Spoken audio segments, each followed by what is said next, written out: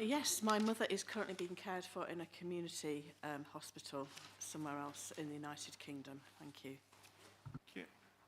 Councillor Rolfe and Councillor Johnston, please. Thank you, Chair. I sit on the Adult Health Overview and Scrutiny Board at the County Council, where this has been debated around 2 weeks ago. The subject of hospital beds was debated around 2 weeks ago. Brilliant. Thank you. Councillor Johnston, please. As do I. I sit on the same committee. Yeah. Councillor Pascoe, please. I'm a councillor for Shipston, which is one of the subjects being debated, and I'm also on the Beds for Badger campaign committee for the beds at the Yellow Badger Hospital. Brilliant. Councillor Huggins. Yes, in addition to that then, I must say that I am a councillor that that uses the Shipston Medical Centre, the ward people that I represent there, and would naturally be using the Ellen Badger Hospital. Thank you. Brilliant. Thank you for that. Any other disclosures? Just like to say, it's, I've got no related interest on this, so I'm a long way away from my ward is a long way, so hopefully I can be considered impartial, because I haven't got the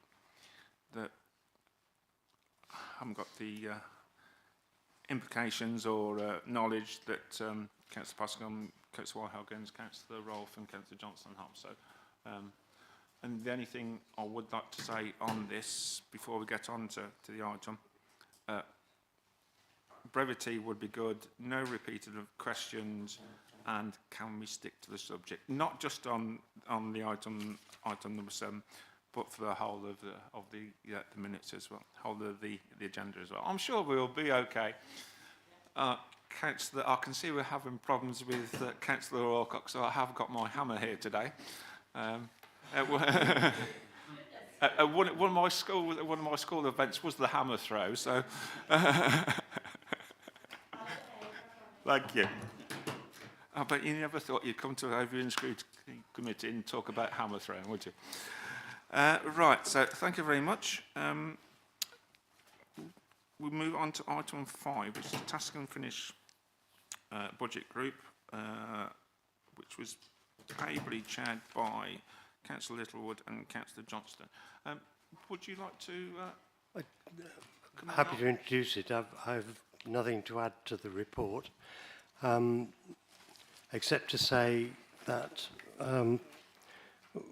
our task is to consider the budget in terms of its clarity, its achievability and its soundness of finance.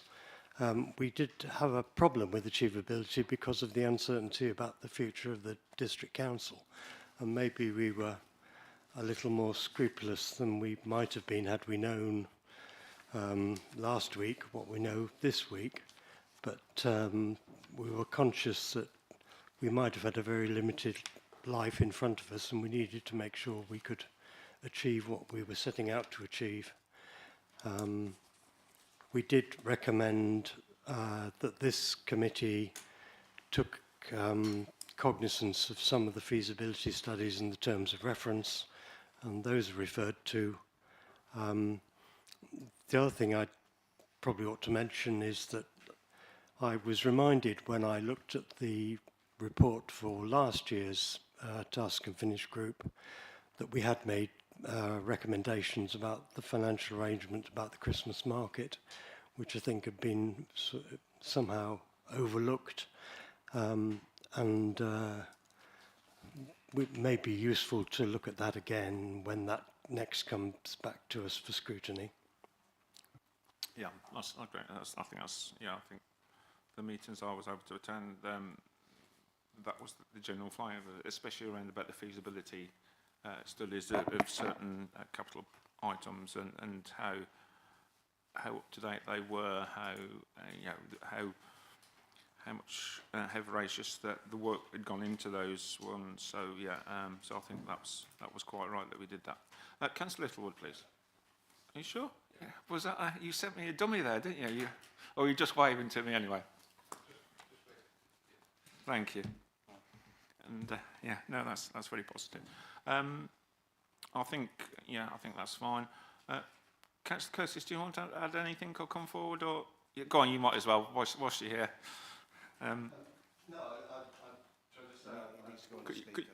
Could you just come on the, yeah.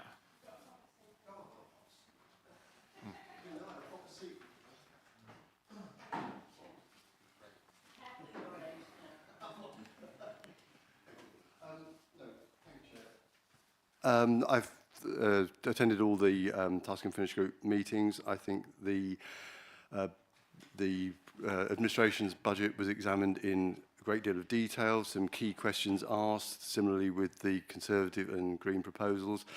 I thought they were very well managed and really haven't anything further to add, but I thought they were very helpful. Yeah, no, that's good. And that's the whole point of having the Task and Finish groups, to find out, go in a bit more details at times, and talk about, you know, obviously the feasibility studies were some of the main contentious issues. So I think it was fair and reasonable. Everybody participated, and when information wasn't available, that information was found at a later date that, again, was helpful. So. And Chair, if I could just add, I thought that the debate was very well conducted and with a good feeling of cross-party collaboration in examining the various proposals that were put forward, and I thought done in very good cross-party spirit. Yeah. Brilliant, thanks for that. And considering you didn't want to say something, Councillor Curtis, you've done a good job there, so thank you for that. No, it was very helpful, so much appreciated. And if you want to disappear, I know you've got quite a few items on your agenda, so thank you for coming, and see you probably Monday then. Right. Howard, you happy with that? We've got some, so we can report back to Cabinet on Monday? Yeah. Brilliant. Almost looks like we know what we're doing here, yeah. Item 6, public participation. No?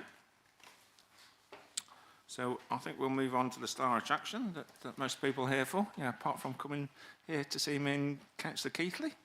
Yeah, we'll... Hey, this is what they like to see, yeah, smiling faces, definitely. So we'll now move on to item 7. This is Coventry and Warwickshire Integrated Care Board. We've got a wide array of, I'll bring you in this shortly, a wide array of star speakers here today. So, ladies and gentlemen, would you like to introduce yourselves, and then we'll move on to the agenda. Sure. Good morning. Thanks for having us. My name is Martin Sandler. I'm a consultant physician geriatrician at South Warwickshire and in North Warwickshire. I happen to be a regional clinical lead for frailty, and I'm associate medical director at South Warwickshire for community services. Great. Thank you. Hi, I'm Rose Ewens. I am comms and engagement lead for the Integrated Care Board. Hi, I'm Laura Nelson. I'm the Chief Integration Officer for Warwickshire at the Integrated Care Board. Hi, I'm Amy Danahay and I'm the Programme Lead. Hi, I'm Adam Carson. I'm Managing Director of South Warwickshire Foundation Trust. Thank you very much. It almost reminds me of University Challenge, you know. There we are. Yeah. Yeah. Maybe not. Yeah, well, when I'll be out, it'll be Andy Crump reading the Beano. So, yeah. So, no, thank you very much.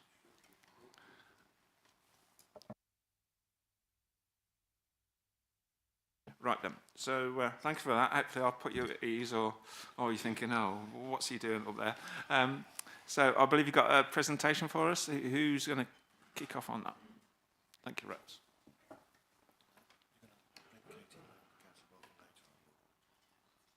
Yeah, please, yeah. Just after the presentation, yeah, thank you.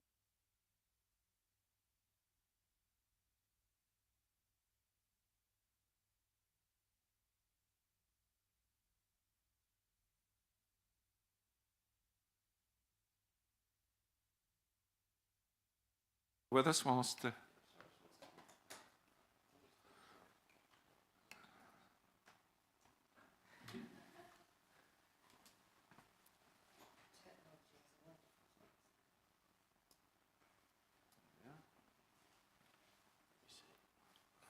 hard on Howard. We won't get them on all three next. I think me and Mason would have been struggling, but yeah, Tony had been all right. But I mean, if it had been cricket, it would have been all right, wouldn't it, Mason?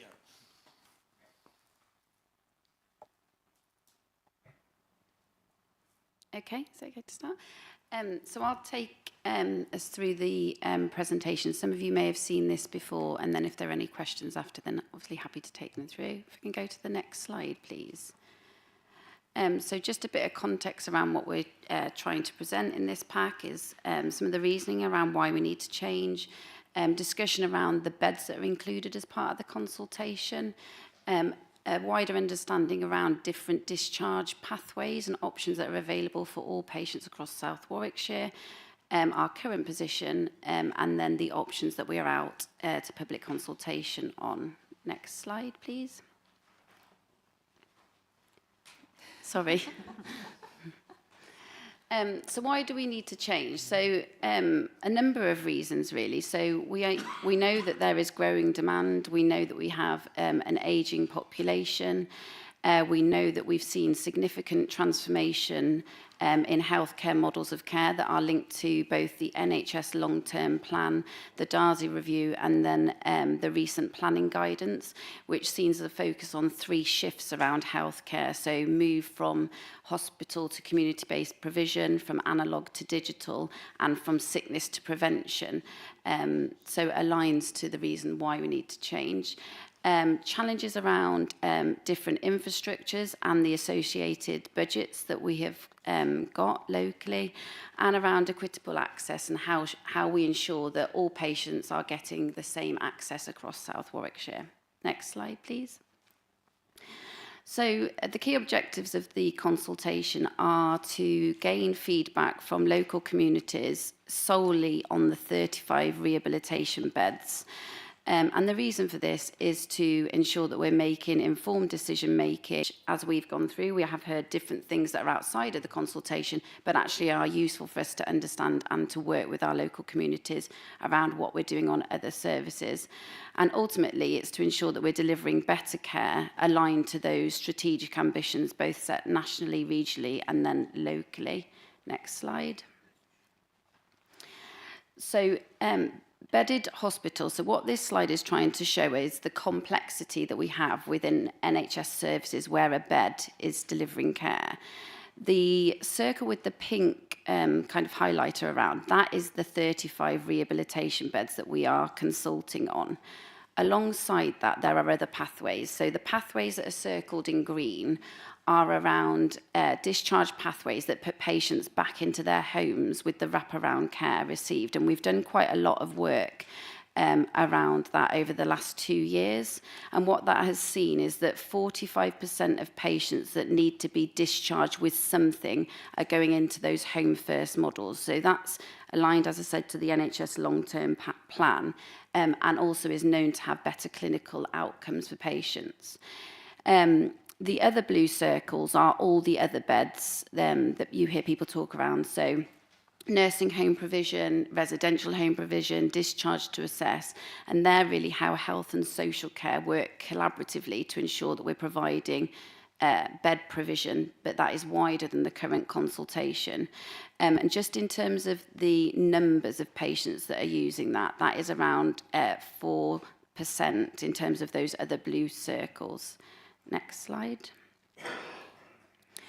So, as I've said, what we are talking about is community hospital rehabilitation beds. So these are to provide non-urgent recovery-focused care, ultimately to help patients return home, but in some cases they may fall into those other blue circles, but they're mainly to help people rehabilitate and then return home with additional support or not.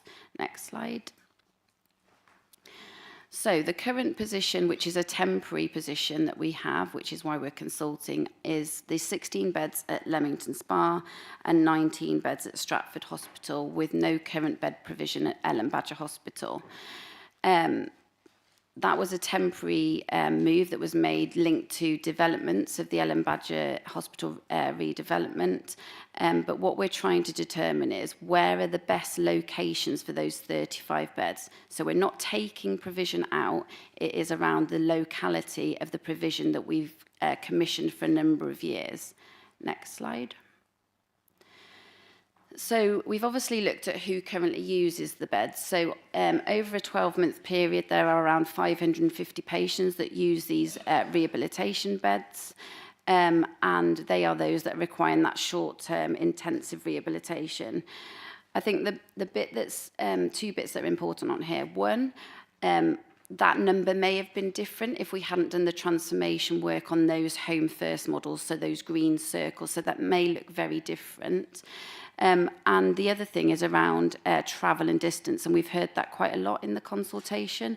So the travel implications from South Warwickshire, which we know is challenging from both sides. So irrespective of where those beds are located, there are going to be travel challenges for patients and residents, and that's just because of our footprint, but we are working with partners around what that looks like.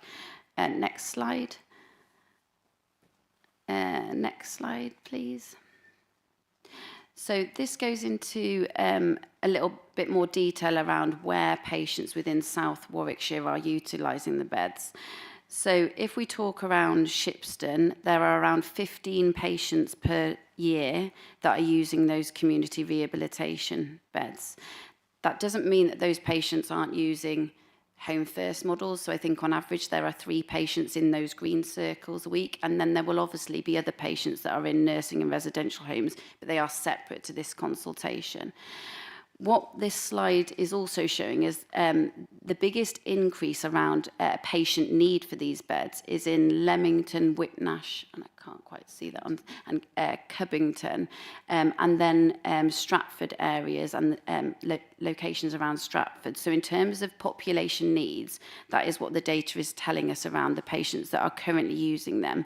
And we've gone back to 2018, and that is a consistent kind of theme. Around the 550 patients per annum, and then those shifts. Next slide. So what we are consulting on are 2 options. So option A, still, so the number remains the same, so 35 beds, but across 3 sites. And that comes with advantages, but also challenges. So advantages are that services are more evenly distributed and provides improved access for rural areas. But obviously that comes with challenges linked to operational costs, staffing costs, and potential inefficiencies and productivity opportunities. Option B sees the beds split across 2 sites. And again, I suppose it's the counteract to the previous point. So allows centralised resources, easier management of workforce and facilities, and that great ability to flex resources.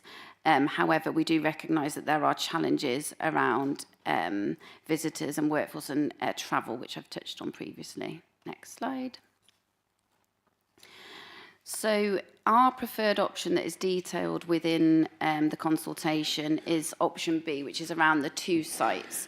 And there's a number of reasons for that. One is because we believe that that is where the greater need is for the population in terms of patients using those beds. Workforce, it allows us to be more flexible in our workforce and also support other programs of work within the organisations. And the other factor is obviously a financial factor. So obviously running 2 sites makes something more affordable, and the benefits of that similarly if you were running a business or such. Next slide. And that's everything. There is a further slide that details different types of beds, but if we need to refer to it during questioning, then I'm happy to go back, Chair. Thank you. Brilliant, thank you for that. Amy, was very, very helpful. No, Laura, sorry. I haven't got my glasses on, so I do apologise. And it's old age as well, so perhaps I might be needing some of these beds really shortly. So I do apologise for that. Right then, we will now be bringing in questions, but I want to bring Councillor Rolfe in. please. Thank you, Chair. So with your indulgence, I'd like to read out a brief statement from the MP for Stratford-on-Avon, if that's okay. First of all, I have also submitted a statement to Warwickshire County Council, Adult and Social Care and Scrutiny Committee, and now I would like to address the Stratford-on-Avon District Council Overview and Scrutiny Committee. I want to thank everyone who has voiced their concerns and come together to support the future of the Ellen Badger Hospital, as well as of Stratford Hospital, the last two community hospitals in my constituency of Stratford-on-Avon. Your dedication to the well-being of our community is clear, and it highlights the shared determination we have to protect vital local services. Regarding the consultation process itself, I am disappointed by the short duration of the consultation, which I would have liked to see extended to 12 weeks. Many residents have reported issues with the online survey, including not being able to complete, and also that only one computer can be used, so a second survey could not be completed by a different member of the household on the same digital device. The main issue is the presentation of just two options and the narrow focus on rehabilitation beds, and I am alarmed that these options seem to put our communities against each other and, in effect, bid for beds. I would have liked to see an holistic bed strategy being consulted here, including specialist inpatient services, diagnostics, day surgery, psychiatry, maternal care, emergency and palliative care too, and not have piecemeal surveys. I would have liked to have seen a proper ICB strategy for community hospitals in South Warwickshire and linked to specific health objectives. What is the community hospital's contribution to the overall health strategy of South Warwickshire? These hospitals are just not providers of rehabilitation care, but with vision and ambition can provide a wide range of specialist services. The Ellen Badger Hospital has been at the heart of the Shipston community for generations, providing essential care and support to so many, including surrounding villages and settlements. Stratford Hospital has also seen significant development during the last 20 years, a growing town which needs many more beds per population. The recent Red incident at Warwick Hospital, the closest acute hospital, has shown the importance of retaining full healthcare hospital facilities in our rural area. We do not know how the number and distribution of rehab beds is appropriate for a growing elderly population, and whether population changes in the emerging South Warwickshire local plan, with its allocation of thousands of homes per year in the Stratford district to 2025, have been consulted at all. The options fail to meet the needs of our growing community, the thousands of homes that have been built, and the tens of thousands that need to be delivered to 2050, the increasingly older demographics. The options fail to take into consideration the rurality of our area, with all the challenges that rural communities currently face, including unreliable public transport. We need solutions that reflect the priorities of those who use and depend on these services, including future-proofing our healthcare needs, not proposals that fall short of what our community deserves. The ICB's preferred option to remove beds from the Ellen Badger cannot be allowed to go ahead. If they have their way, the Ellen Badger will be reduced to a hospital in name only. Halting this disastrous proposal must not come at the expense of beds elsewhere in Warwickshire, such as Stratford Hospital, as suggested in the first option.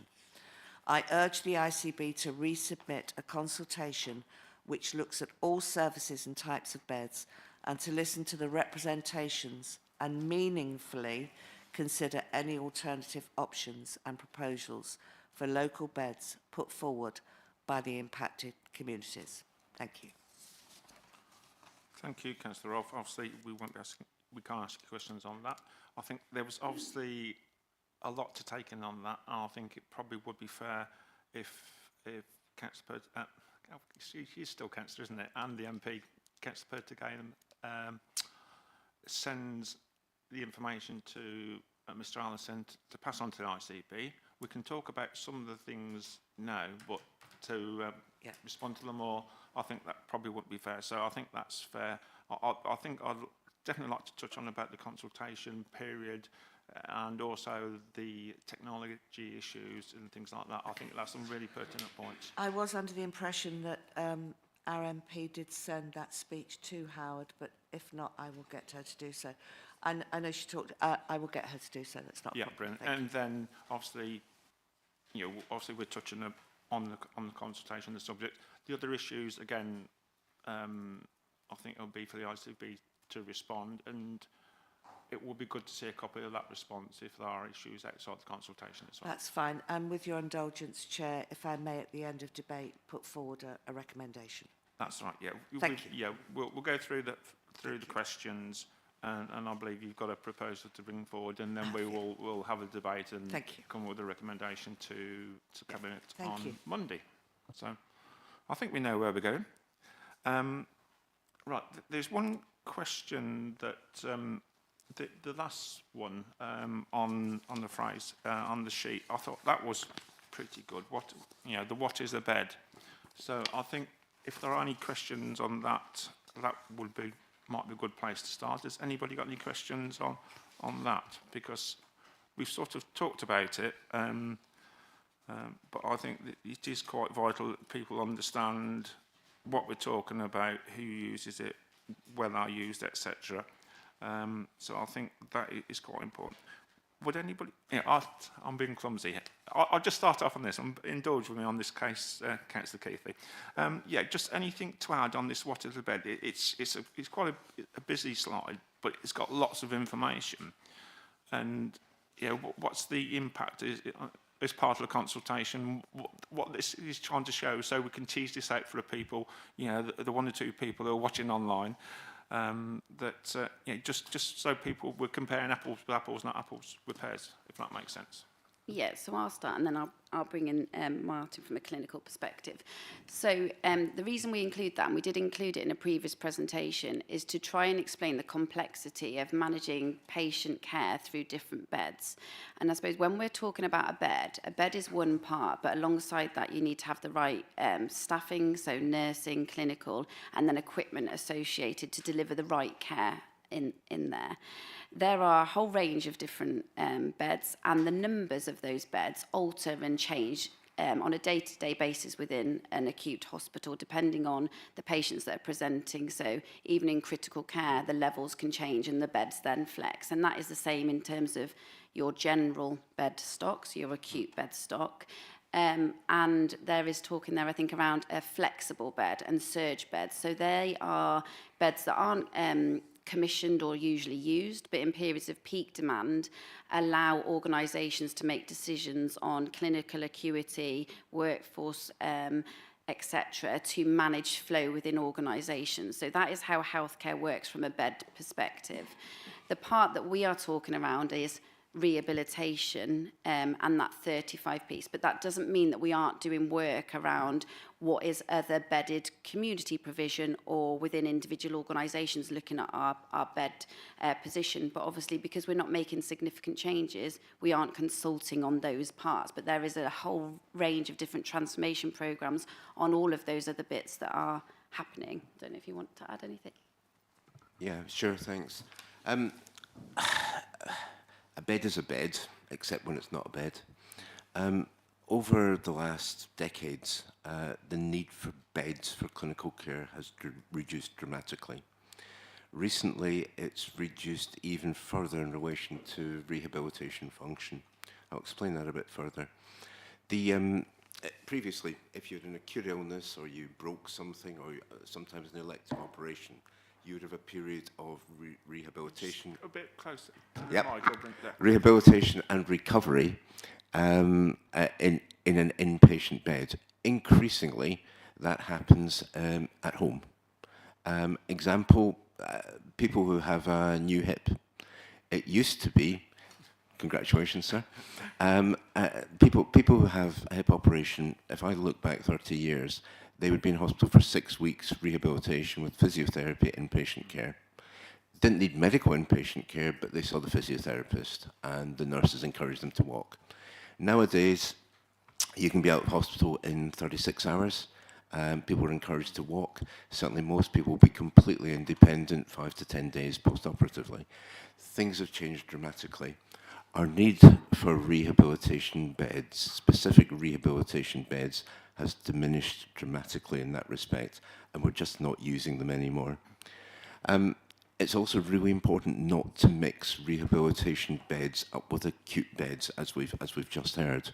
The demand and the pressure on acute beds, we read in the papers every day, it's massive, it's increasing, partly because we're having to manage them differently. But rehabilitation beds do not provide an acute function, and we mustn't confuse the two. The need for rehabilitation beds here, as in other parts of the region, other parts of the UK and the world over, has diminished dramatically. I think it's important to appreciate that. I hope that helps. Brilliant. Thank you for that. Councillor Keith, you indicated first. Thank you very much.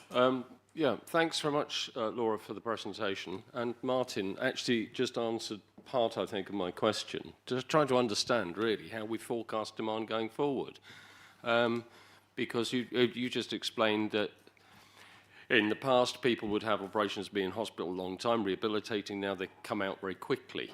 What I was interested in the presentation, what the data set was that you'd used in respect of sort of working out that 35 beds was enough, because it said in here, we think 35 beds is enough because it served 550 patients, and that was the same in 2018 as it is today. But you've heard there were wide-ranging issues in the paper that Councillor Rolfe presented. But what you've heard is that we have got a fast-growing population, and I just wonder whether or not we're going to be able to be in a position to give somebody a hip operation and send them home 5 minutes after the operation is finished in future, or whether or not, in fact, you know, with the growing and aging population, we're sort of getting to a point in the curve that's flattening out. And how have you projected forward, and how do you explain to us that in the future, because that's what people are worried about, it's taking away this provision now affects us in the future, not tomorrow, but in 10 years' time. How have you projected that forward? Where do you see that? Because in the data set in the presentation, it's not very clear. Certainly not to me, it's not clear. So could you help us understand that, please? So I'll start. So within the actual consultation, there's a whole section around data and forecasting. So we have included that in terms of population growth, and we know that we're growing in Warwickshire. I think we're one of the highest, if not the highest, in the country. So we are fully aware of that. And I think whilst it's not in the presentation, there's a detailed section within the report. I think for me, it links to that community and home first model approach that we've done. So we were quite brave 2 years ago to pilot that. So that people were talking about it, but we were a front runner in that. So we said, actually, we're going to do something differently. Currently, there's no criteria on that. If anyone needs anything, they go through a home first model. So that has taken a lot of that growth, I would say, out. We have factored based on the population needs now and the current position and the current models of care, but they may change, which is why I say it's an ongoing piece, and there are other transformation programs that we are working through. So, for example, community integrator models of care, so bringing more services all under one organisation to look at what does that look like, how do we get the benefits out of that. And the ICB have also created a partnership committee, so it brings stakeholders from health and social care and voluntary sector into one committee of the ICB to have those conversations and talk. So it's not about social care having one pot of money, healthcare having another pot of money, but actually going, what does this look like for our local communities? How do we all come together and have difficult conversations and look at that both from what we're being asked to do nationally, but what does that mean locally for us? And then how do we have a collective view to take that forward? So we've done the projections the best we can. aligned to the current care, but we are fully engaged and have created the right conditions from an ICB perspective to allow us to do those transformation programmes. I can't say what that looks like in 5 or 10 years, but I'm confident that we've got the right people around the table, and I think that's the first time that we've actually done that and committed to that from a commissioning perspective. So I think that's quite an exciting time. I'm confident in the people we've got around the table to make those decisions and engage with rural communities and listen to hear around how do we deliver healthcare aligned to new models of care linked to some of the discussions that Martin raised from a clinical perspective. Thank you very much, Laura. Thank you. Yeah, next one I've got is Councillor Passingham. Councillor Passingham next, and then I'll do this. I'll take the list of... Yeah, I have got a question about rehabilitation beds, but I'd like to say a few things first. Dave, we are sure, Yeah, what I will be saying is about rehabilitation beds. I know everybody's passionate about this, but we have limited time, and we've just got to stick to the subject. So I'm not saying you won't, but this is a general warning. I am sticking to the subject.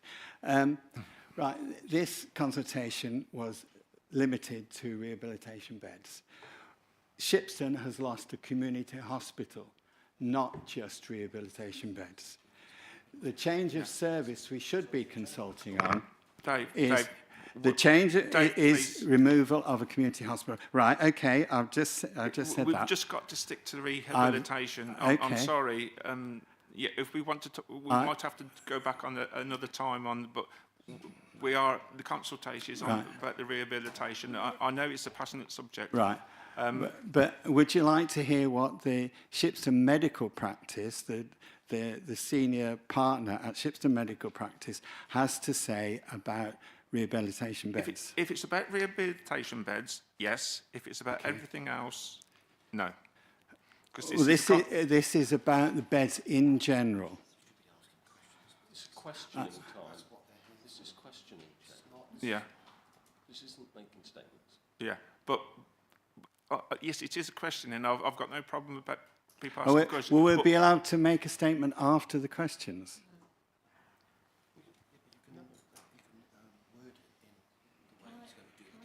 Yeah, we can have it during the debate. That's fine afterwards. During the debate, okay. But, I'd just like, I've got no problem with people asking questions. That's fine, as long as we're asking questions about the subject. And if you want to make the statement as part of the debate, that's fine. As long as I can say the other part. It's only a short bit I want to say after that. But I did put in a number of questions about general care in the community and about what beds were being taken up in Warwick Hospital. And the response has been that you didn't have the information about that, the data about that. And I'm just wondering why,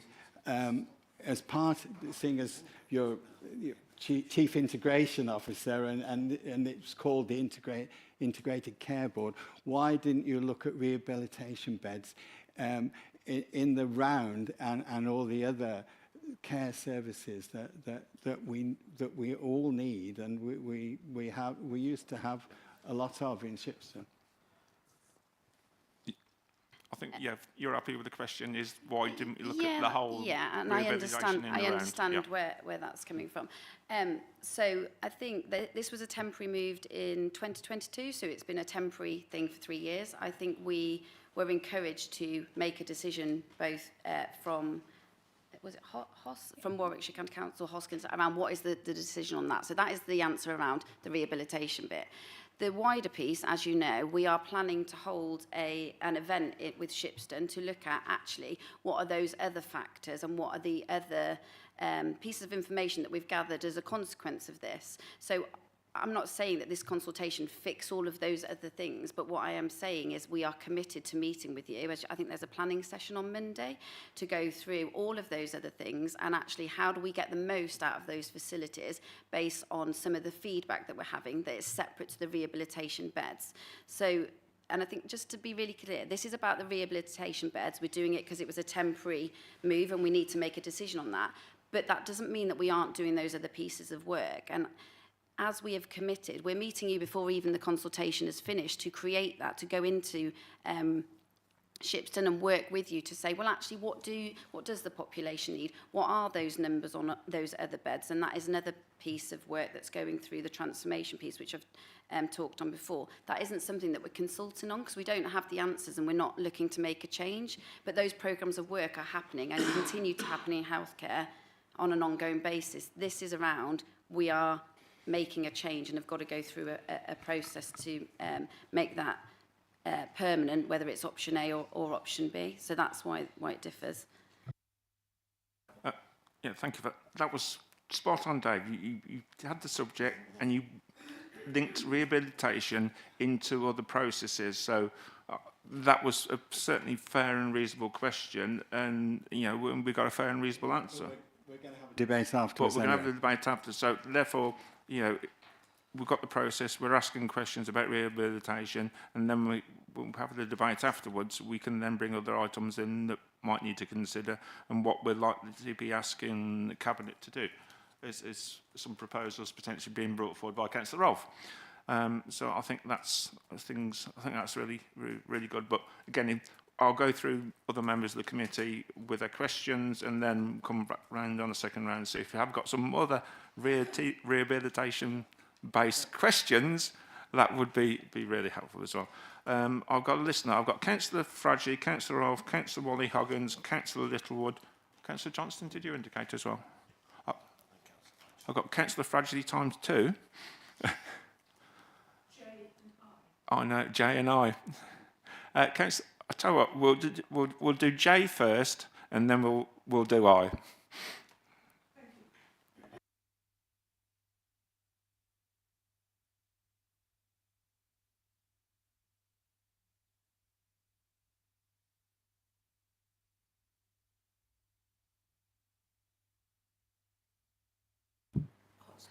Terribly sorry, technology hitch. There is, when somebody's actually coming out of hospital, there is a bit of a gap between coming out and going home. Services, adult services, have to be put in place. And I know from personal experience that can actually take quite a long time and be quite difficult to achieve. So the community rehabilitation bed is vital in moving somebody who no longer needs any of the surge flex acute intensive care beds to come out to their own home. So if you're actually going to be reducing the numbers in the communities, particularly in Shipston, if those beds are no longer going to exist, that means people of all ages, not just elderly, will find it difficult to actually find their rehabilitation because the families won't be able to visit very easily. We live in a very rural area. We have very little transport, public transport. And I really think that these community beds should be positioned so that people can access them when their family members come out of hospital. Yeah. Before they actually go home. So you're basically, the question is, Councillor Fradley, that you're saying that the beds should be in the communities, and is that being considered as part of the consultation? Has that been considered? That I mean, obviously it has, but the difficulties of the adult social care matching up with the NHS is quite a problem. Thanks for that question. To a couple of points worth making. Firstly, it's worth being clear that the number of beds are not reducing. That's not part of this programme. It's about location rather than reduction.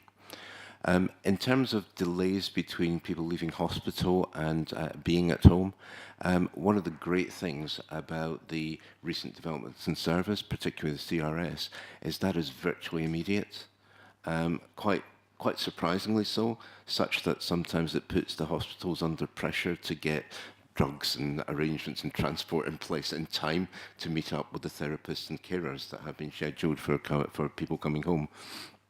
So, logically, rather than put people in a further bed with the harms that being in hospital and being moved around and so forth actually bring, now people get to their own home, which we know clinically is beneficial and actually improves recovery and rehabilitation, makes them more visitable in any case. So in actual fact, this is a healthcare improvement rather than a reduction.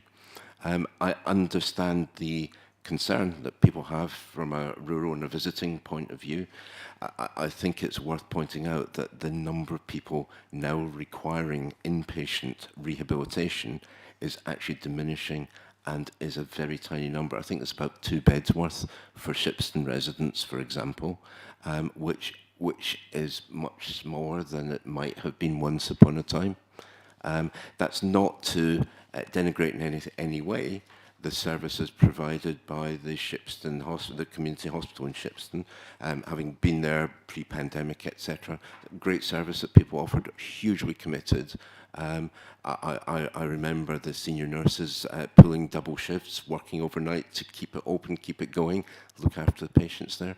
Part of what we're seeking to do is not have people have to do that, because that's not a fair ask for clinical staff any longer. And one of the benefits of compressing or pulling the staff members and the services together is it actually becomes much more reliable. There's much more cross-cover opportunity. It makes it much safer and more sustainable. So there's a lot of good clinical reasons for taking this approach that actually give us better care and better outcomes. Pleasure.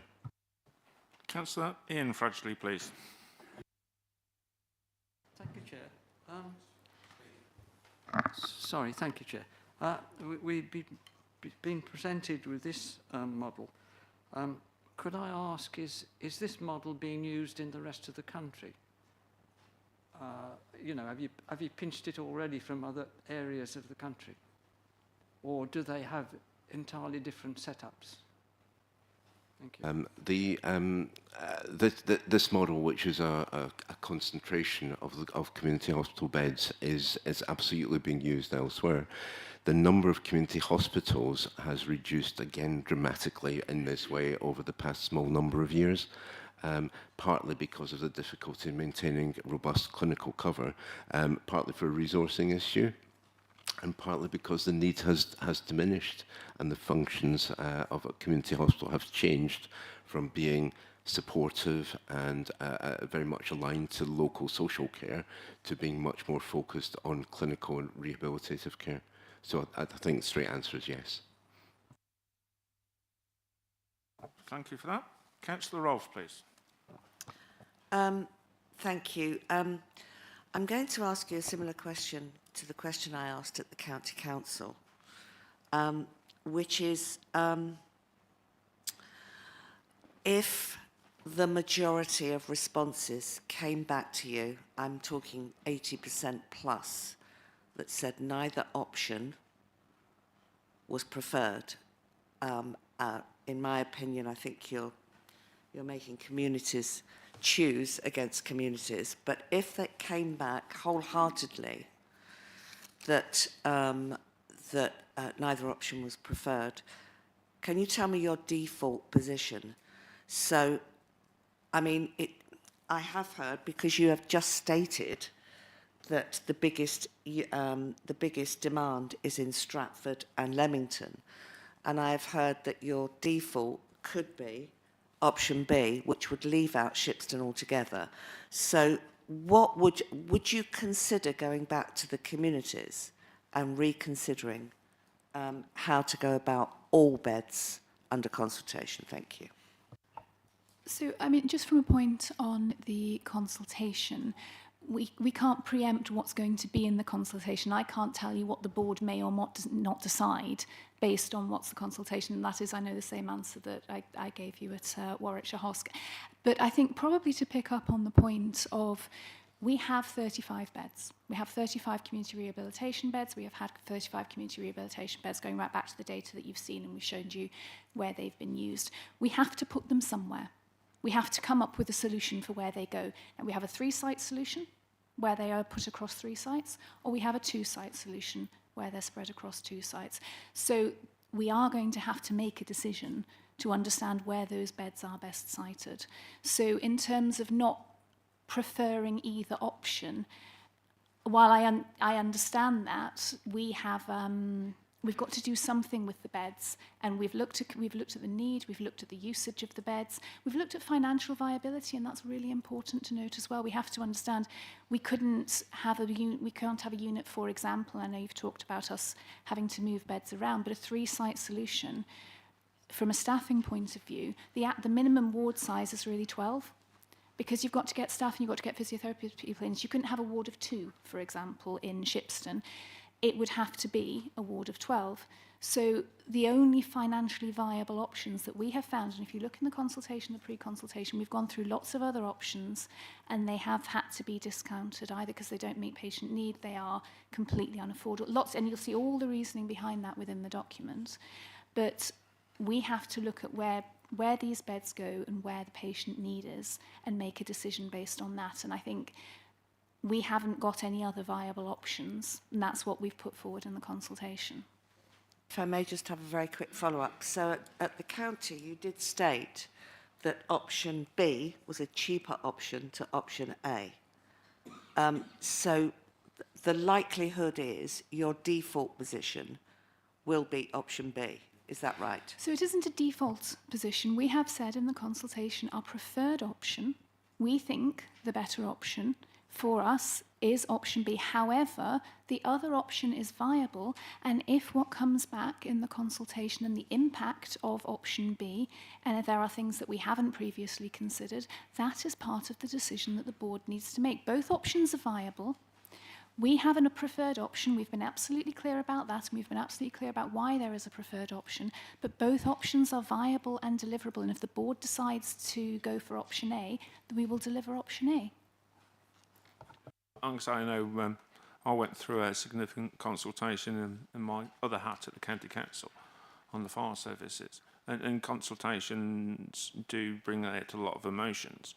I think it's important that we don't preempt what's the results of the consultation. So, whilst there is the preferred option, that might not be the one that is preferred by the members of the public. So, I think it's important that we try not to preempt this. Try and give the consultation enough time to run its course.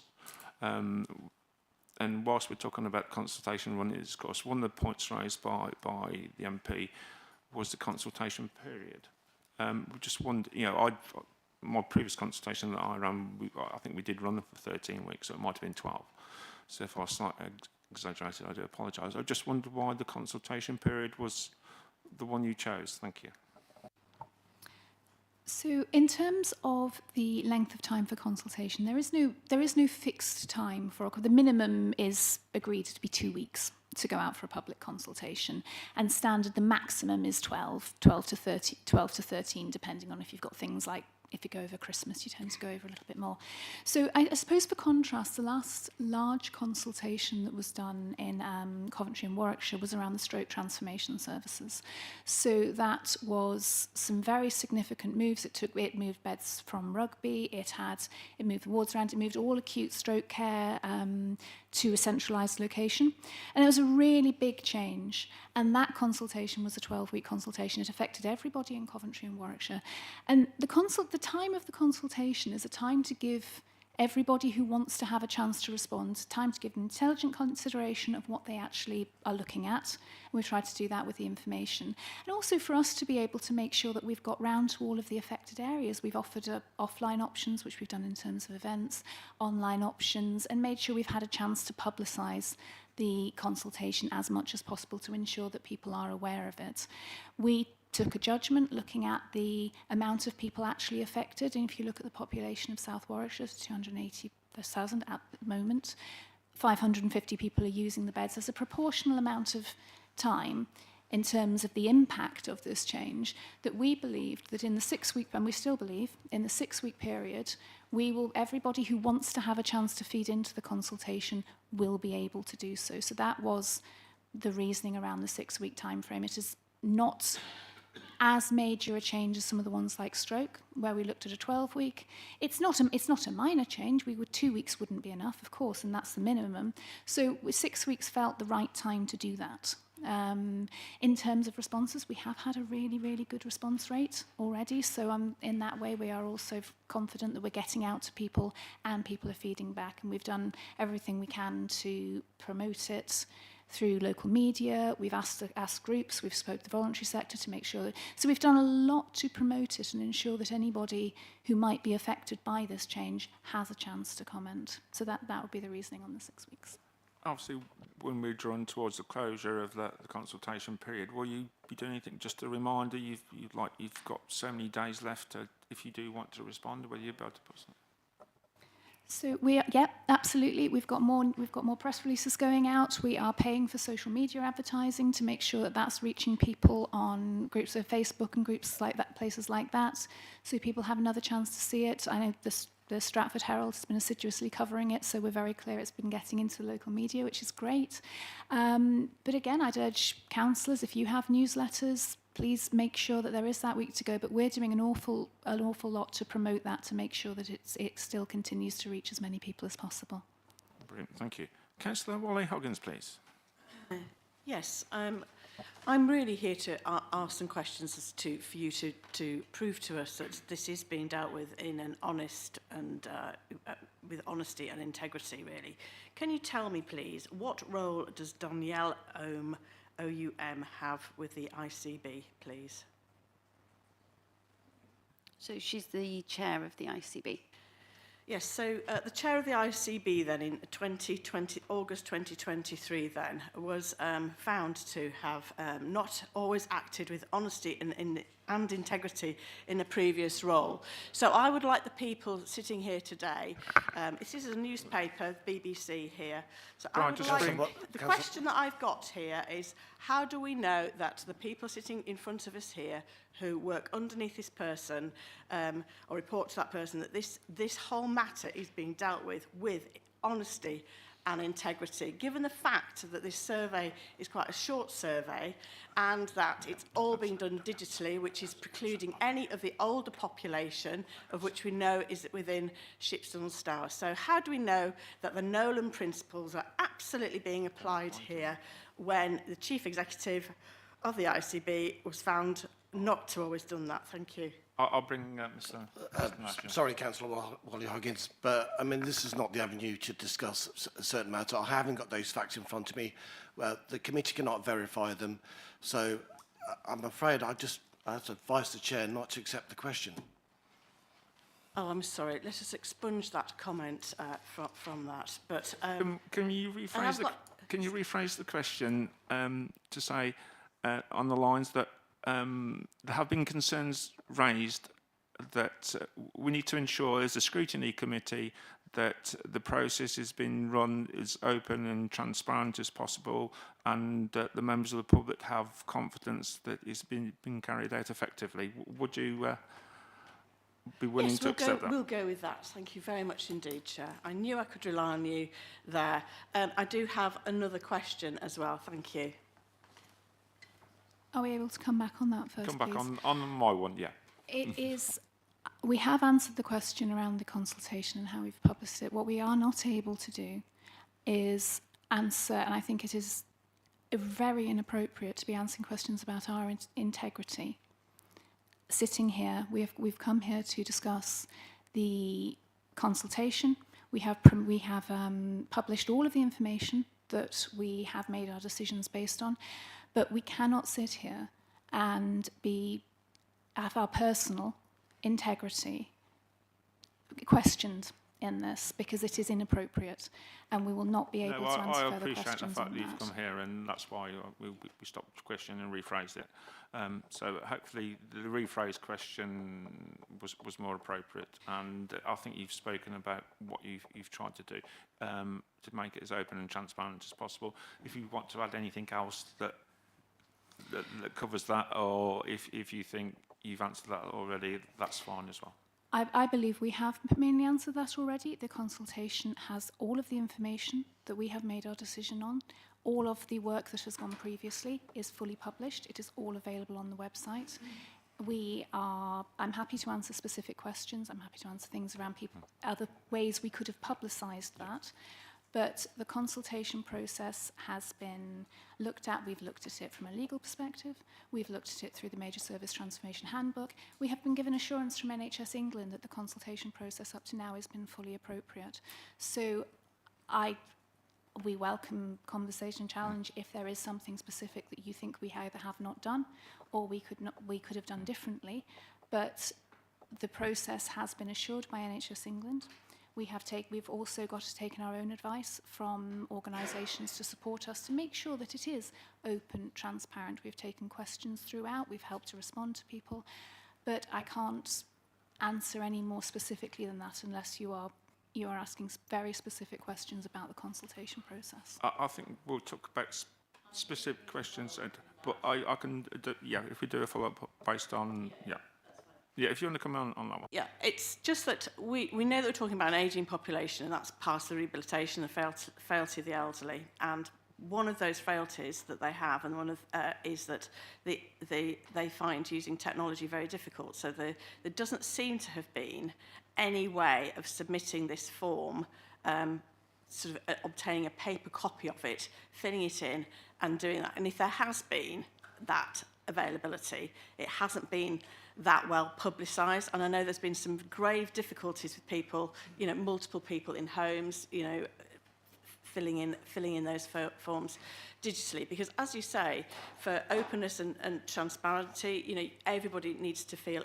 included in this and not feel excluded because they don't have access to technology required. And of course, we're talking about rural areas, and broadband is not all that it should be. I think also I'd like to talk a little bit more, especially we've got a clinical practitioner here, is about rehabilitation, because it isn't just all about broken bones, is it? It's about, sometimes palliative care patients need some time to settle drug regimes, that kind of thing. So I think I'd like a little bit more information about rehabilitation, because although we've talked about broken hips and knees, there is more to rehabilitation than just that. Thank you.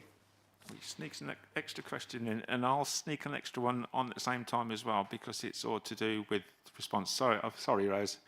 Come back to me and throw something at me in a minute if you've got too much to answer, and I'm sure Martin's going to come in and jump in as well, as long as he's not got an artificial hip like me. So I'm sure he'll be able to come in as well. Again, remember from what the MP said, there was that Councillor Rolfe mentioned that about 2 computers from the same IP address or something not being able to respond. And I can understand why, because you might get somebody who's there all day just doing responses, from the same person. I just wondered whether that had been considered as well. So that's just another thing. Yeah, so happy to come in on the specifics around responses to the consultation. I know Martin will want to come in and talk about rehabilitation in a wider sense. So we have had offline and online options. We have held public events where people can come. We have all the information that is on the website available at these events. We had 151 people come from Shipston.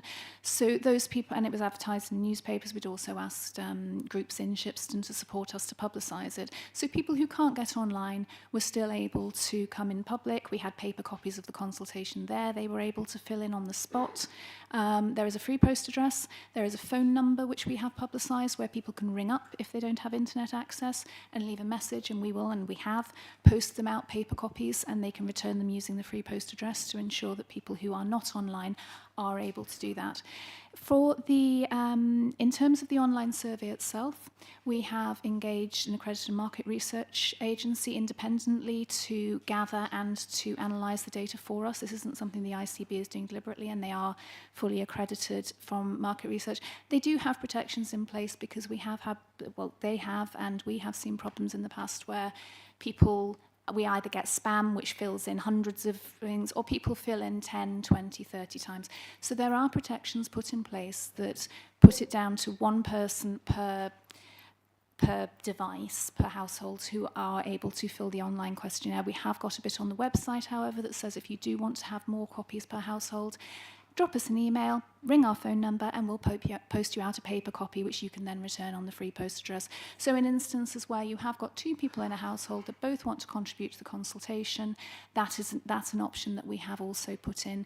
Appreciate some people will also be able to use a separate device, but in digital inclusion, to make sure that we have got that second option as well. But we do have to have some protection to stop people from being able to, and to stop computers, as we have a huge problem, is bound to be able to just keep generating responses from the same household. So that is how we have chosen, how the market research agency we have chosen has put that in as a protection.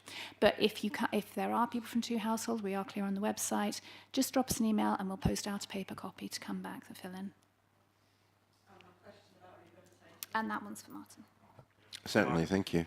I'll preface that with a response around use of IT. There's been quite a number of recent surveys that have suggested that very high proportions of people over 80 are now adept with IT, including iPads, which is possible because they've got the time to actually spend trying to get them to work. I'm not sure, but actually I don't think we should denigrate the ability of the over 80-year-old to use IT.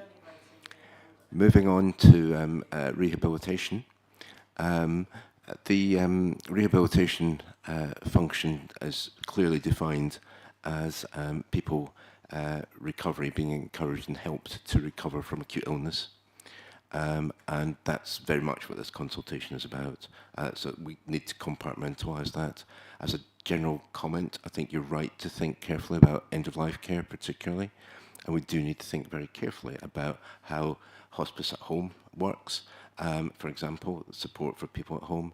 The need for people to be in hospital nearing the end of life, again, is diminishing, thankfully. Because to be honest, when I'm within my last 3 months of life, I don't want to spend much, if any, of it in hospitals. And I think the ability to support people at home is really critical. It doesn't mean that there will never be any need to provide beds for end-of-life care. Much of that will be done in hospice settings.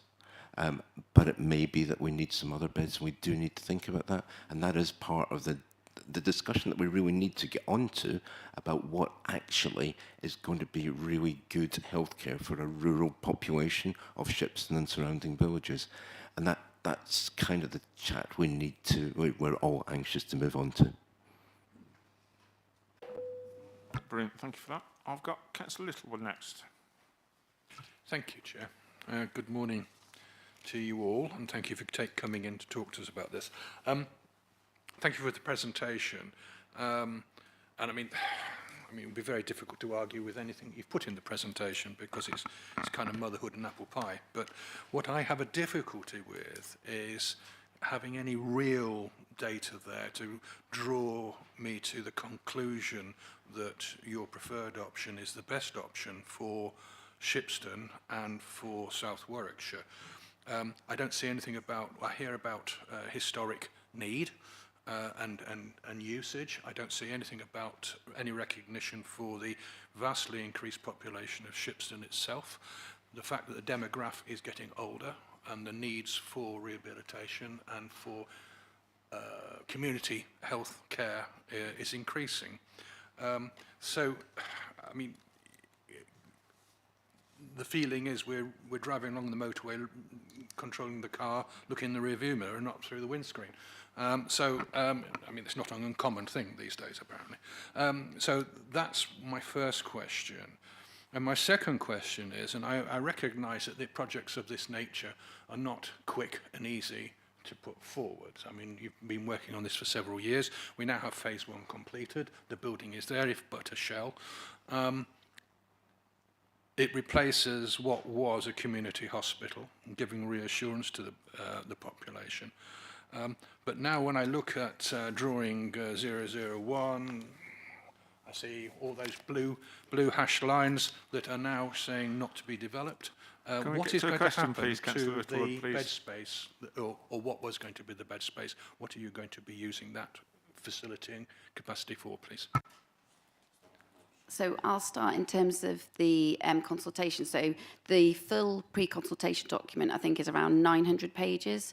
There is data and facts and evidence throughout that, and then there are sections that focus on the use, which is where there's one slide picked on there. Obviously, to go through all of that detail would take a considerable amount of time, but in the consultation document, all of the data, the population growth, all of that is factored in, and that is part of that wider, larger document. So that's the answer in terms of that. We can point you to specific sections of that if there are questions around certain pieces within that document. In terms of the use of the new facility, I'll hand over to Adam Carson. Thank you, Laura. So in terms of the new facility, I just want to be really clear that we are really keen and have been clear throughout that we want Shipston to have the best facilities, and that's why we've invested in a new hospital for Shipston. The new building, as it stands, will provide a health and wellbeing space, and it will provide the space for outpatient facilities. The outpatient facilities that are going into that building will be as they were prior to the development taking place, but it also provides capacity for new outpatient activities. And I think we had a point earlier about a wide range of specialist facilities being provided at Shipston, and a piece of work that's going on at the moment is looking at what other specialist outpatient services it would be good to provide in that building for the population of Shipston, so they don't have to travel to Warwick or Stratford for those. In terms of the existing inpatient space, or the previous inpatient space, no decisions have been made, and no decisions can be made until a decision is made as a result of this consultation. So quick follow-up, and then I'll bring Councillor Johnston and Councillor Alcock in, please. Thank you, Chair. Okay, I'm just very briefly, please. Very briefly, yes. My first question was about future data. It must be easy to give me a multiplier on the population. You should know that. Secondly, going back to the I am amazed that you don't have a plan in place for the spaces being created and won't be used for beds. I'm sorry, it's a comment. Right then, we'll move swiftly on. Again, if we do the comments during the debate afterwards, yeah, more than happy. Councillor Johnson, I know you're pretty good on the questions. My first question is really a question of procedure. I put in a request that we could look at the future use of Ellen Badger as a whole, given this district council's contribution to the development of the new hospital. I'm told it's £1.5 million. Is that out of order if we're only going to concentrate on the rehab consultation?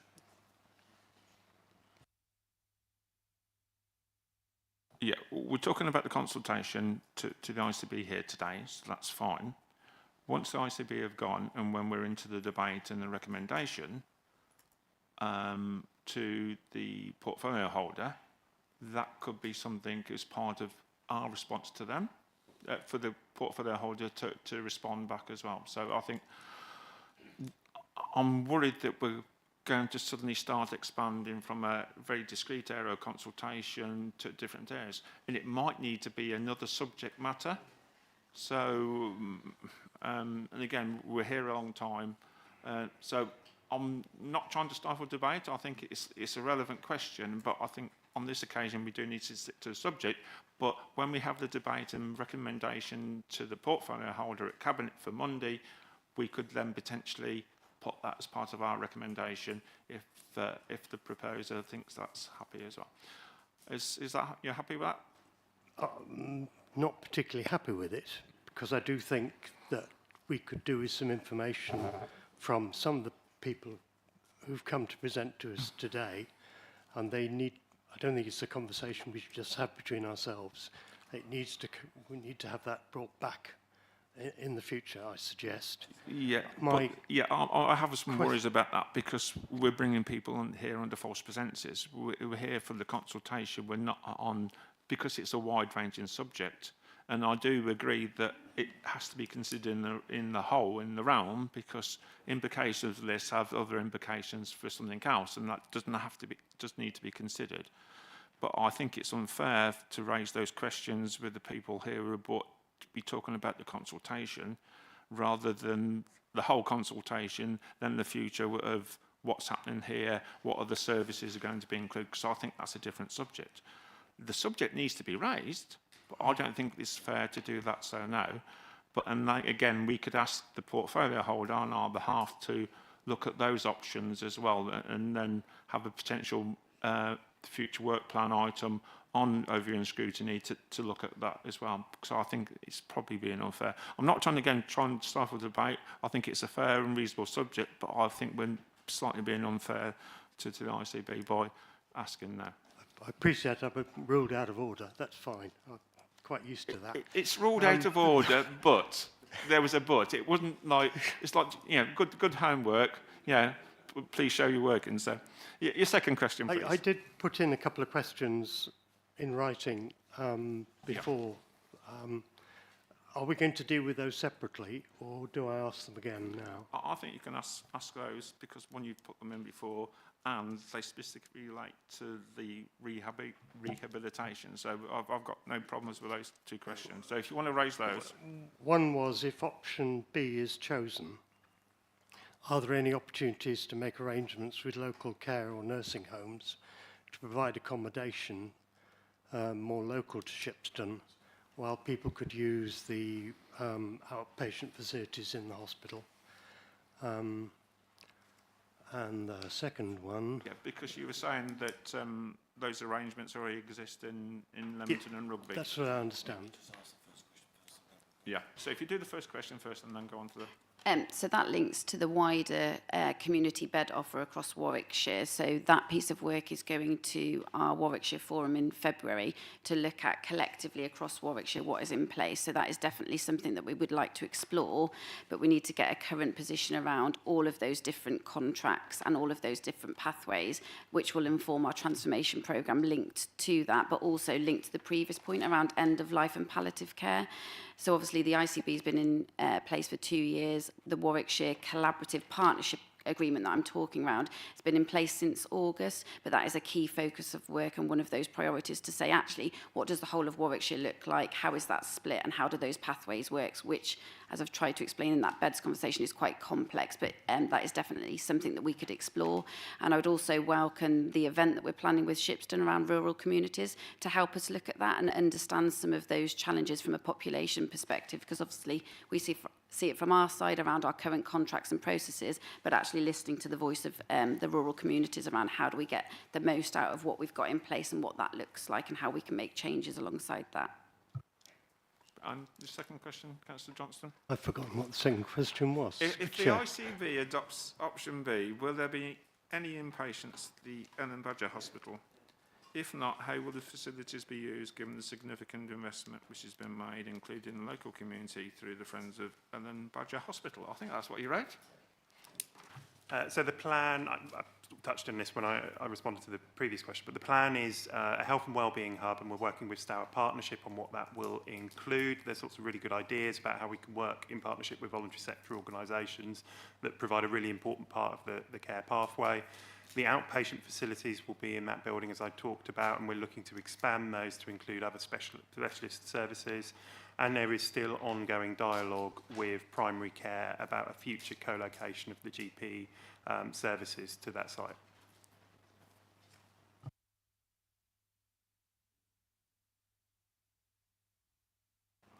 Thank you very much.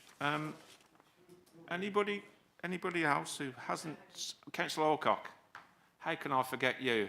My favourite. Far right, Councillor Alcock, please. How very dare you. Hello. Has there been at any point in the past, say, 10 years, when these rehabilitation beds that we already have, including the Ellen Balla, have been empty? So I don't have the numbers from fact, but my understanding is that when they were located in Ellen Badger for specialist rehabilitation, because of some of the challenges linked to the workforce, equipment and such in that previous building, which is part of the wider transformation piece conducted by Swift, is that they were limited. So there were beds that were potentially not closed but empty because there weren't the right patients that met the criteria that could go into those beds because of all of those factors that I've just detailed. Follow up, please. Thank you. You see, my questions are very short. Good. So I understand that those beds then were empty for short periods and that. Is it more fair to say that actually what is needed then is additional beds in this rural community that we have, rather than keeping it at 35? But is that a case of operational costs? Is it a case of saving money rather than providing beds that are needed in a very rapidly growing population we have here? Rehabilitation beds, no. Categorically, I am fully assured that 35 is enough to serve the population because of all the points that you've heard from what current activity, projections, transformation programs, and aligned to changes in clinical practice. Wider beds, I don't have the answer, which is the piece of work that we're doing alongside looking at that, so end of life, palliative, discharge to assess, and working very closely between health and social care. But rehabilitation beds, 35 is the consistent number that we feel will serve the current population and the future population aligned to the current pathway, clinical models of care and pathways that we have in place. But alongside those are the transformation pieces. Right, Councillor Passingham, please. You might rule this question out of order, but I'll just say it quickly just to see. One of the questions that I sent in was from a member of the public who is here at the moment, and it asked, it said that the general practice, is it the general practice to build a building first and then decide what's going to go in it? And is this good value for money? Just a bit of clarity on that, and then let's not go... Yeah. We'll come back with a general answer on that one, and if somebody's willing to help me on that. Adam, please. So it is common practice to develop a building with void capacity, if you like, for future expansion, and it is more cost effective to do that. So pay for the void space when you're building the building, then come back 5 years later and add on another bit. So we build buildings with future capacity in mind, and we've done that at Warwick. We did it at Stratford Hospital. We've now used that space at Stratford Hospital to help the development of the community diagnostic centre. And yes, that is common practice. Right. Can I just ask quickly? Laura's got a follow-up on that. Oh, sorry. No, so just want to add to that. So I think we have to recognise that over the last 5 years, healthcare has shifted significantly. We've had a pandemic, we've had recovery of services and a whole range of factors. So that is normal practice, but alongside that, the shift and the change in healthcare is quite dramatic if you compare it to decades previously. And some of the benefits or silver linings, I would say, of COVID is that we've primed and done some of those digital transformation pieces and seen those shift in care, which is actually for the benefit of patients, whereas previously they may have taken a considerable longer amount of time for us to do that transformation. So I think what we have to recognise is when those initial proposals were put in, the NHS and healthcare looked very differently, the budget was very differently, and we've gone through a range of different challenges, I would say, from a healthcare perspective that will then have impacted that. So there is that wider piece alongside what Adam said.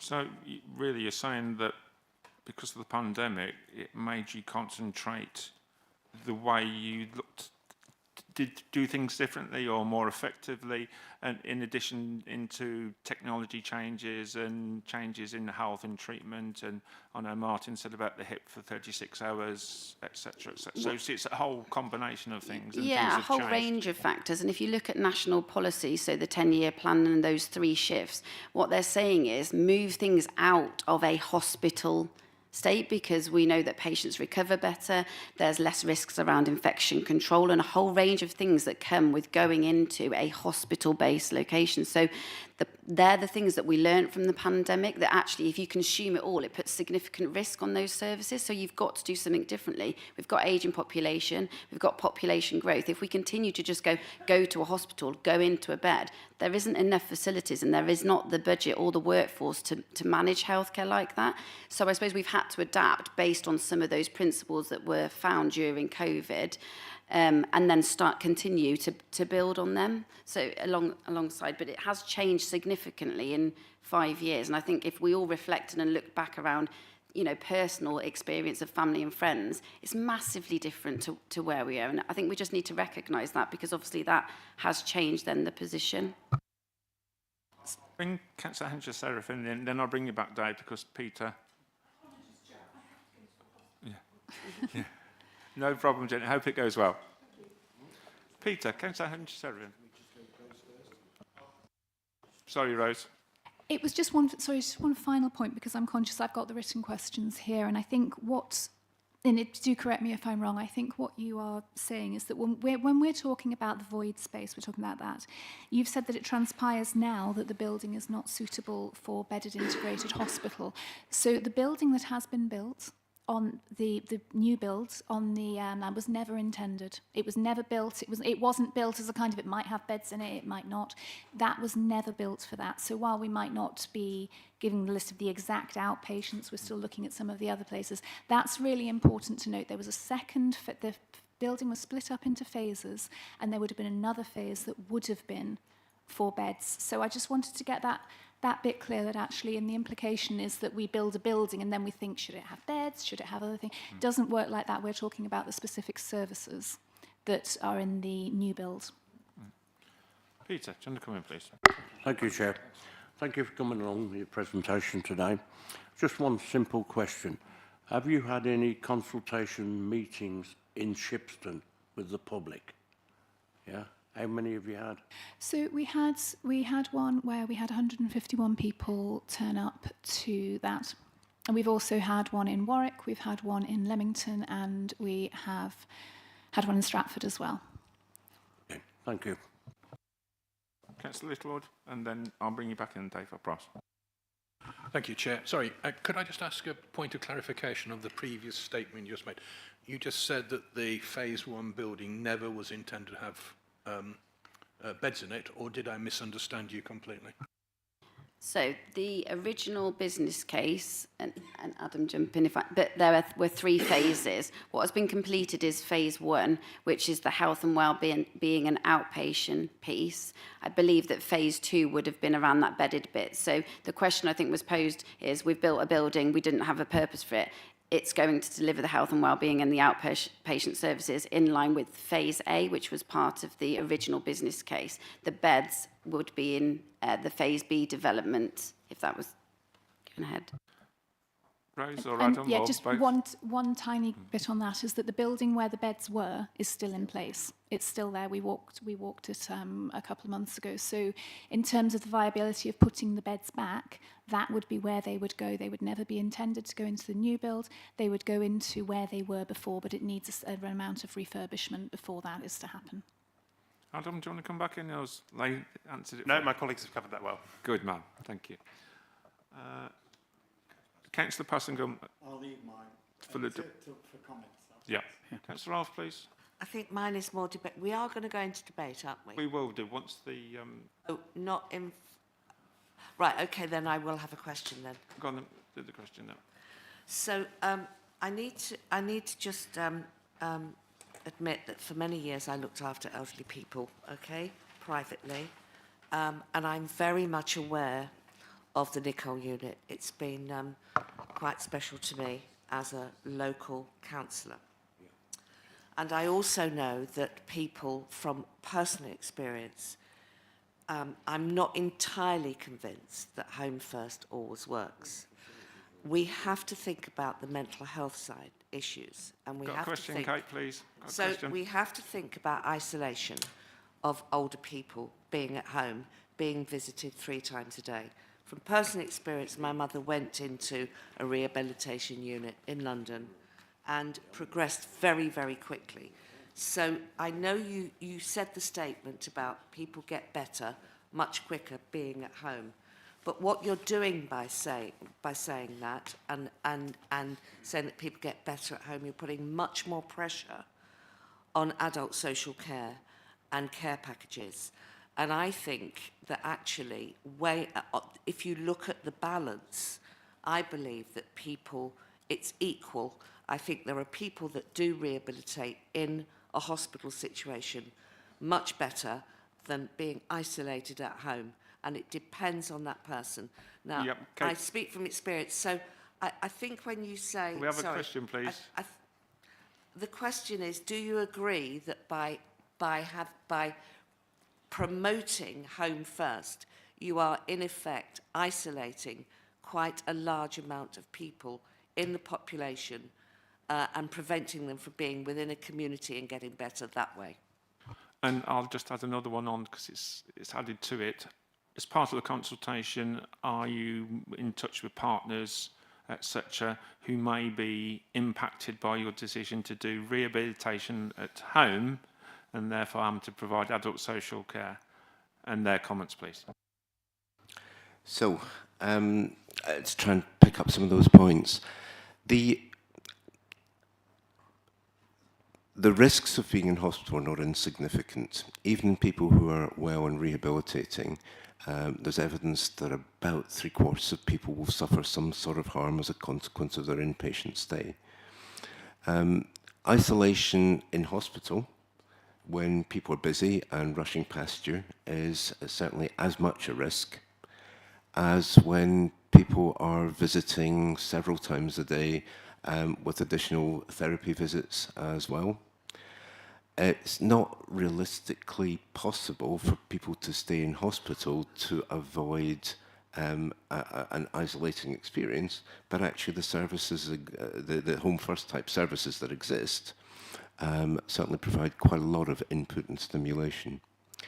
There is, you're absolutely right to say that that does reflect some degree of burden on social care and on informal care, so families, friends, neighbours, local organisations. Equally, the effectiveness of these rehabilitation services at home reduces the burden on social care by diminishing the number of people who require longer-term residential care or nursing care. So there is a quid pro quo, which is part of the reason this has been a joint venture with social care. It actually benefits everyone, particularly the individuals involved. So no, I wouldn't agree with that statement. But thank you for raising the point because it's a really important one. I'm sure we'll come out as a debate. I think now we've been going on the hour and a half on this. Do you want to have the final word, Councillor Waller-Huggins? It's just a question because a lot of people submitted questions for this, and it's very important to the community.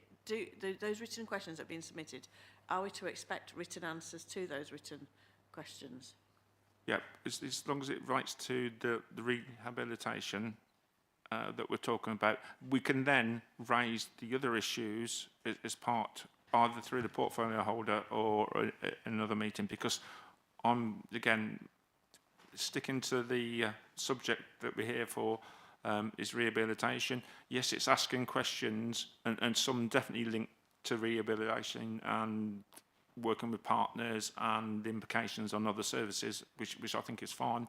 But sometimes it's leading on to other questions that are not part of our remit today. I think it's vital we can talk about them. It's another subject, another meeting. But I think we've got to make sure we don't confuse the issue, over-egg the pudding, or whatever the phrase is, and we stick to, we've got clarity, what we've put people in for and what we're expecting answers on. And if I did speak to the panel beforehand, and I've asked them that if they can answer the questions that they've been sent, wherever possible. Rose, do you want to come in? Save me. Yeah, of course. So there's two parts to this. We have been throughout the process of consultation, we will continue to do so, answer all the questions that are put to us, whether it's by members of the public, through committees. So we will be quite happy to respond on all of the points that have been raised, and if you would like to submit others, either through the website or in writing, you can do that to us. And we will be quite happy to answer them. So we're really keen to make sure that the information that people want is available, and we will continue to do that throughout the consultation period and afterwards, although the consultation period itself closed on the 14th, if there are subsequent questions. I also wanted to pick up on the point that you're making around the consultation versus the wider thing, and just as to our commitment as an ICB, and as I'm sure I'm speaking for my colleagues at Swift, but we really want to continue to engage on the wider aspects of this. We have a consultation in place. This is about where we put the 35 community beds that we currently have and what are the best locations for them. So we have that question that we have to answer in a more immediate time frame. But there is a much wider talk about how do we develop services. We've got meetings in already about looking at rurality. Planning guidance for NHS has just come out for this year, so we're looking at that as well, and how do we deliver that? And this is a really important voice, so we're absolutely committed to coming back and talking about the wider issues. I think it just is we, as an ICB, have a question we need to answer, which is what the consultation is around, but I don't want to shut down lines of communication and say, well, we'll never come back. It is really important to us that we continue to engage on an ongoing basis as we develop services for the future. Brilliant. And Heather's just written that down, so we've got that in the minutes. Councillor Warren-Hoggins. Sorry, you just referred to them as 35 community beds. I thought we were talking about rehabilitation. We are beds. talking about community rehabilitation beds. Apologies for my shorthand.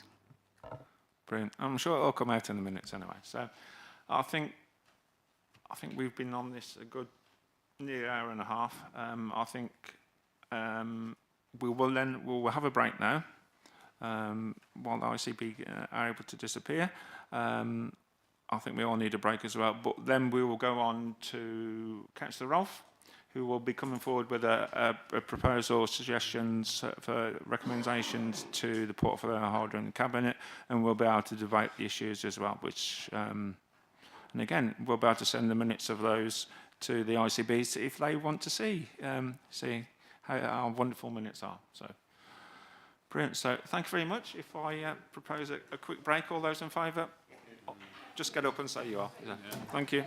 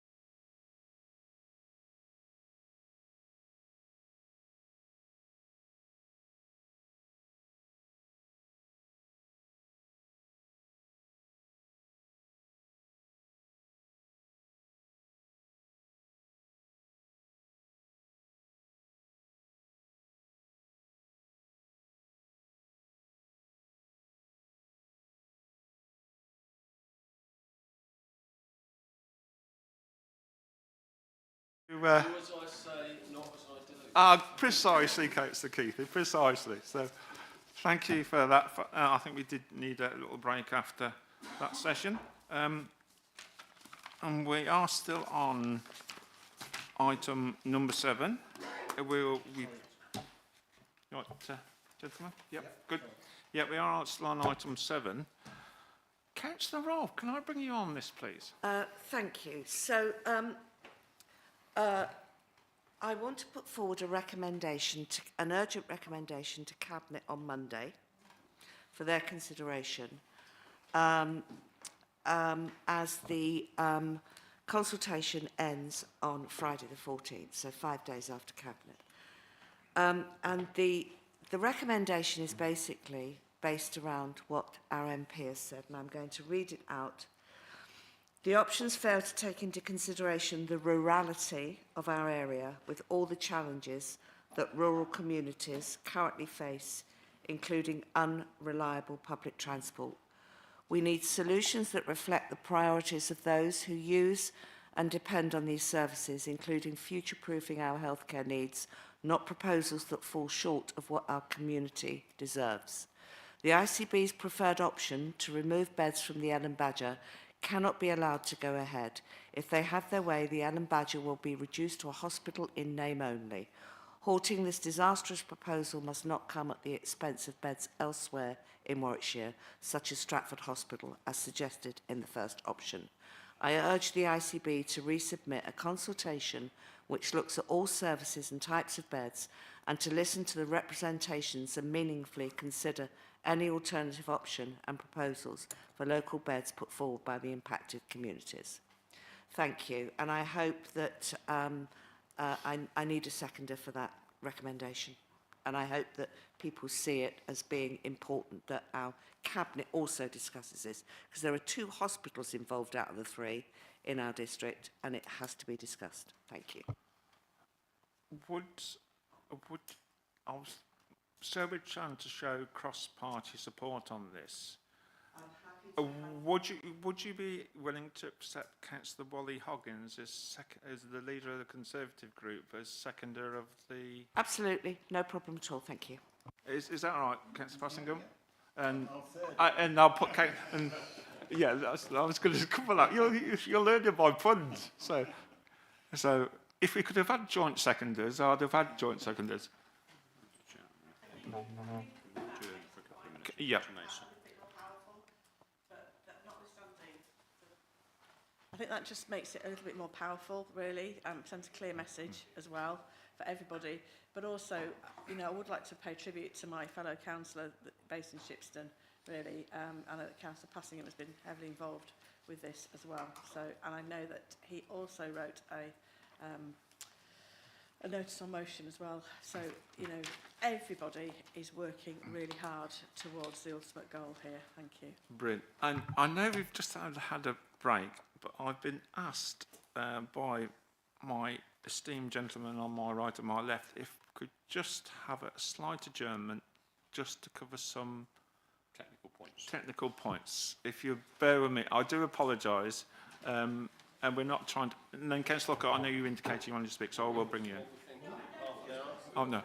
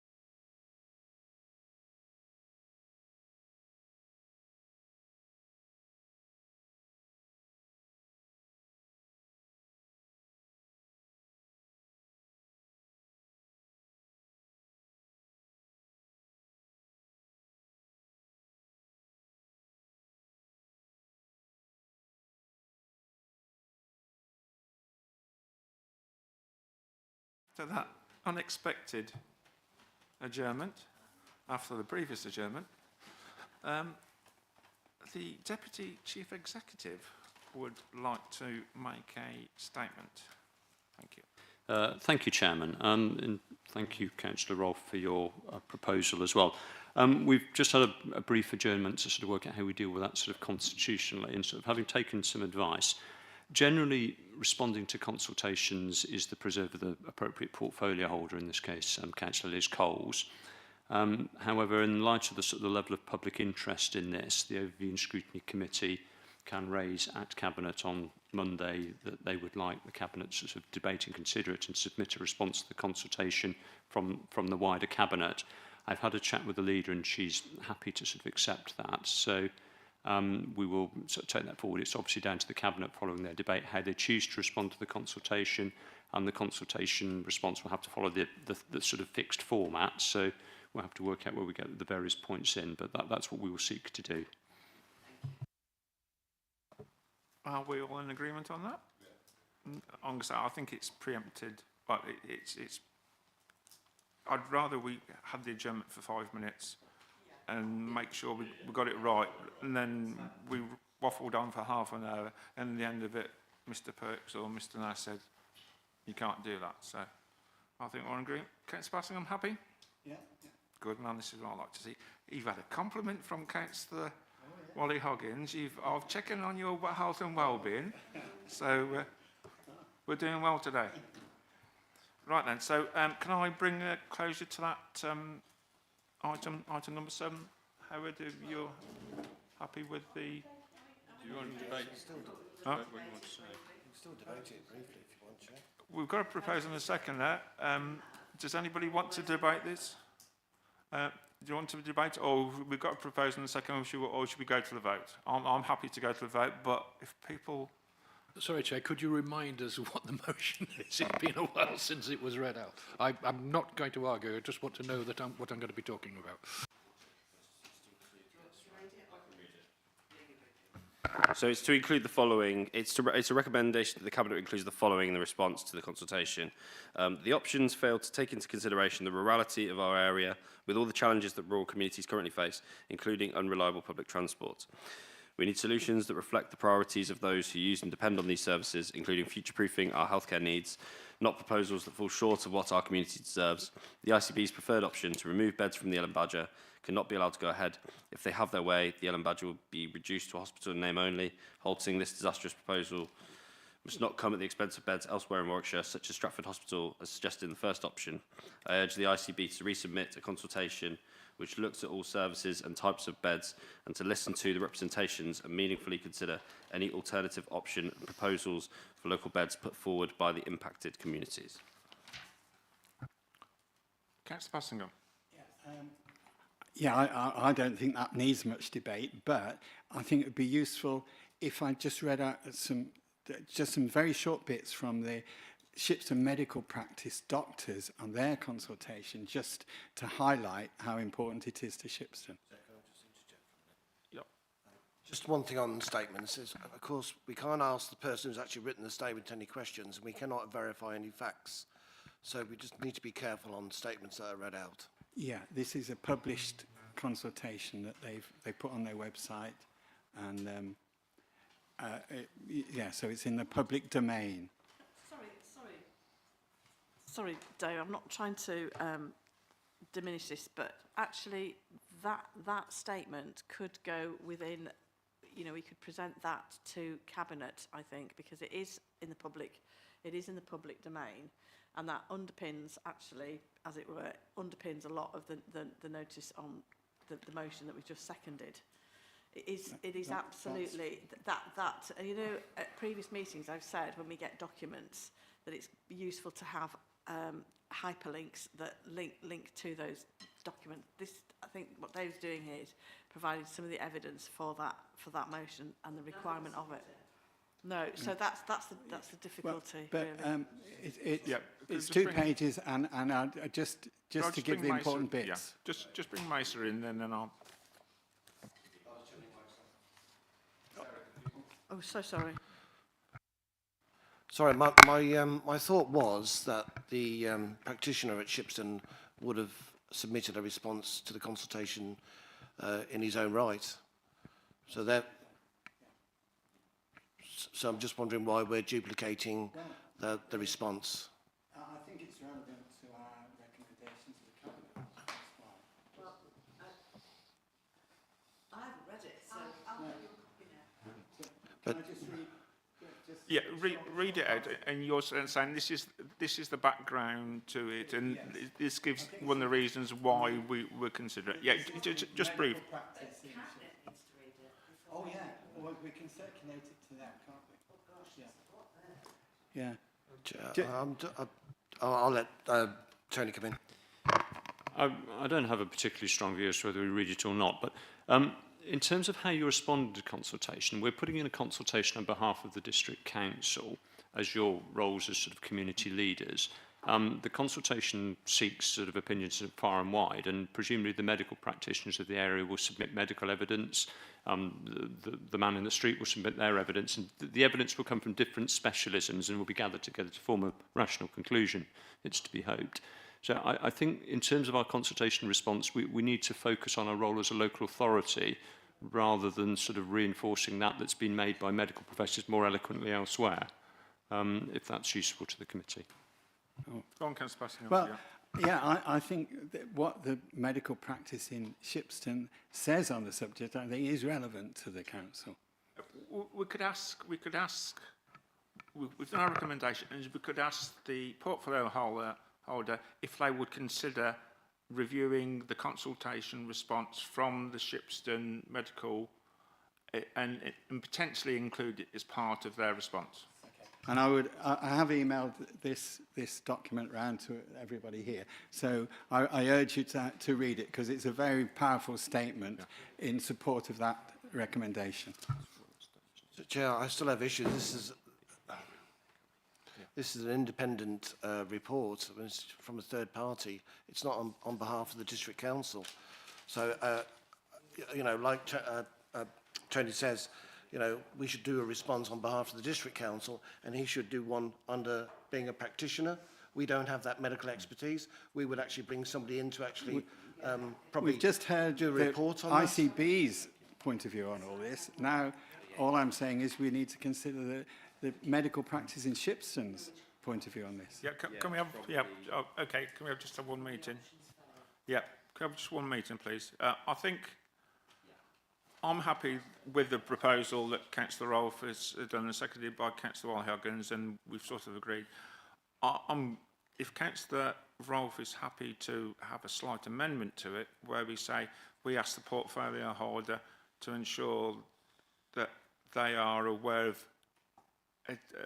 responses or taking into account all relevant information or responses so they are fully informed when they do their response, I think that is some form of compromise, because we're potentially going into too much detail. That's what I'm concerned about. But we've had the proposal, it's been accepted, and we voted on it. May I make a suggestion? Yeah. May I make a suggestion, Chair, that Councillor Passingham sends this to all Cabinet members before Monday. Please take consideration of this document before the item is discussed on Monday. That's all you need to do. So, in terms of the debate, and it's up to you. You could do that independently. Yeah. Go on, Mr. Perks. Yeah. Just sort of picking up the debate point, Chair, there was debate about whether we needed to debate it. If everybody's comfortable with the motion that Councillor Rolfe read out, there is no need to debate it because the committee agree it. If there's any clarity on that, then you need to debate. It was just that point was still hanging over before we have the vote. I think we sort of went into the debate anyway, sort of thing. So we've had a proposal, seconded, and we haven't voted on it. We've had some additional item brought forward by Councillor Passingham that we've sort of not accepted, or we've come on with a different way around. And one of the suggestions was the information is circulated to all members of the Cabinet, which would leave Councillor Passingham to do that. So, everybody happy with the original proposal that's got a seconder? So if so, can we vote on that one? All those in favour of keeping to the original proposal? So we'll stick to the original proposal. Thank you. Chair, I just need a point of order. I never received my cabinet papers, so I have very quickly looked through these. I'll do my very best to make comments on something that I haven't received. Yeah. Okay. No problem. And I'm sure that if you do want me to raise some points on Monday, between now and Monday, I'm willing to take those as well on the options. So that's happy. Right, and we'll go back to item 3 on the agenda, which was minutes of the previous meeting. Because we hadn't... Hey, come on, who wasn't paying attention? I said we'd go from number 2 to number... Oh, yes. It won't be brief this time. No, so is everyone happy that I can confirm and sign the meetings and the minutes held on the 10th of January?